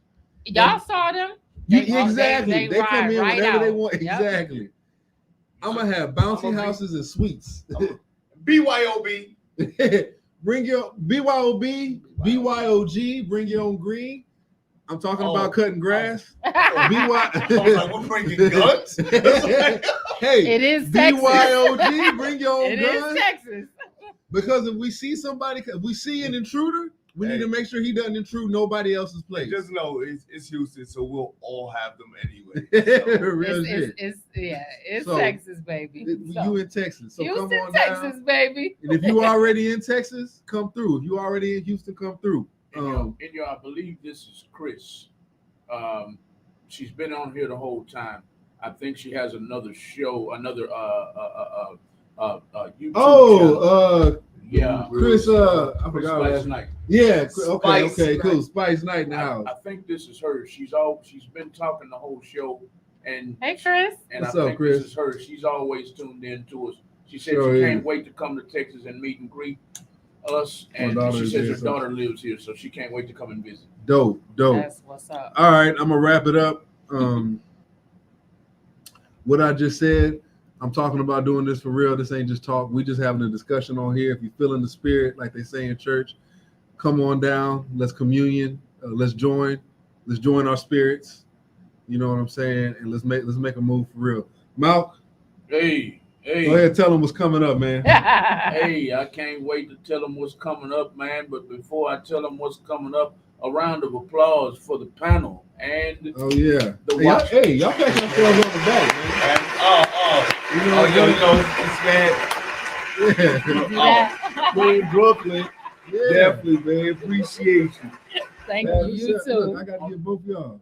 I'll take that, man. On Absolutely. the second round of applause, I need y'all to stand up and bow, man, because that was a hell of a show. Oh shoot! Yeah. Everybody take a bow, Come get a round of applause for the fried chicken that was good to the gristle. Fried chicken, the beverage, all of it. Another round of applause for the fried chicken and the beverage. man. I'm glad y'all No, enjoyed that. bones and graveyard in that bag. I feel like I'm sending you home around this place. Chris is clapping. She's tuned in way from Washington, everybody. Oh, Washington. what's up? Shared the video in Washington, so I'm sure our message has been heard in Washington tonight. We had Lisa on here, Khalik. We had Chief. That's Forgive my me, brother. Chief. Forgive me, Chief, if I murder your name, but Chief R.A.U.L.I, Fagbenro Musan. I did my best, Chief. I did my best. I love when you tune in, Chief. Thank you so much. Khalik, So you don't pronounce the E. you don't pronounce the E? There's many letters in there that you don't pronounce, but it's Chief Ngunwale. Iganwale? Ngunwale. Iganwale? Ngunwale. Amusan. Ngunwale. Got it. Thank you for tuning in, everybody. Hey, can I just and Spice Ice Spice Night, Nice Spice, Chris Spice Night. Chris Spice Night. Yes. I want to apologize. I had a text typed up. I never sent it. I know it was super late. I don't want you to think I purposely ignored your text. I do apologize for that. I do have it. I'm sorry about that. I definitely want to reach out. So I want to work with you. My bad. My sister was on here earlier, Sister Olivia. Oh, my cousin Jessie hollered too. That's right. Cousin Jess, she definitely a warrior too. That's right. There. She one of those brutality ones. Awesome. She in Mississippi right now. I think. Ooh, Alabama, yeah, okay. Mississippi, yeah. Thank you, everybody, for tuning in tonight to the R.A.U.L.I radio show. Make sure you go and follow R.A.U.L.I Radio on Instagram and a newly formed TikTok. I believe it's called R.A.U.L.I Radio Action, R.A.U.L.I Radio, R.A.U.L.I Power, R.A.U.L.I. Put in R.A.U.L.I. Yeah, put in that. Put in R.A.U.L.I and it should pop up. Absolutely. R.A.U.L.I stands for R.A.U.L.I stands for oh man. You had it the first time. Rebooting and uniting lost energy. Rebooting and uniting lost energy. That's what we talked about all tonight was lost energy. The lost energy That's right. tonight was losing the ability to unite, basically. Losing the ability to venture, to step, to walk through systemic racism. We talked about a lot of lost energies tonight on the show. The star of the show, the host of the show, the lead host of the show, Mr. Inyar Zulu, is in the middle. His co-host, his trusted co-host, is to the left, Miss Brooklyn Sun. Please put the two ends on Brooklyn and the two ends on Sun. Brooklyn. And we had a special guest tonight, Wes. Wes What's happening? Wes shedded a lot of light tonight, and we appreciate him, Real appreciate quick, his presence as Put his real well. estate stuff up here too. I don't Yes. have it handy. On IG is West_the People's Agent. West_the People's Agent. Please holler at me if you're in Houston, surrounding areas. You're looking to buy, lease, sell investment properties. You just need somebody to chop it up with. Hit me up. Let me know what's happening, how I can help you, and let's make this happen together. Like I just want to assist through the process, man. Hey, y'all go to my page and I'm gonna post all his stuff right now. West_the People's Agent. Y'all go and give him a follow if you're interested in purchasing a home anytime soon. But that brings us to a close tonight. We're usually scheduled from 8:30 to 10:30 on the R.A.U.L.I radio show on Real Talk 100 Radio. We had a late start tonight, had some bad weather, inclement weather outside, blew us out, blew all the Wi-Fi and the TVs out. I had to regroup with the assistance of the panel. But y'all tune in every Tuesday night for more deep conversations, just like tonight, on the R.A.U.L.I radio show on Real Talk 100 Radio from 8:30 to 10:30. All you got to do is go to our YouTube channel at Real Talk 100 Radio. Go to our Facebook page at Real Talk 100 Radio. And Wes has something else. Hey, Cal, I'm gonna text you his number. Hey, so pretty much all of them. If it's low credit, I have people that can assist you. And that's really the biggest thing. As far as qualifications, I'm not a lender, but I do have my preferred lenders that work with a wide, spectrum of people. Some that aren't ready yet, some that are beyond ready. So if we're just assisting with getting you ready for the process, we can definitely do that together. There you have it. Oh, there you have never it. mind. You got good credit. All right. You're good. There you have it, Flows. There's your answer. This brings us to a close tonight on the R.A.U.L.I radio show. Tune in next week, Tuesday night. Tune in. Our next show is Wednesday, Thursday. Our next show is Friday night, and that show is what I talked about earlier. They're all about making. I'm sorry. Making a bank, the home bank. They're all about making you aware that you can own your own bank. That's what the show is all about Friday night. Once again, from 8:30 to 10:30. What is that show called? It's called Let's Talk Coverage Over.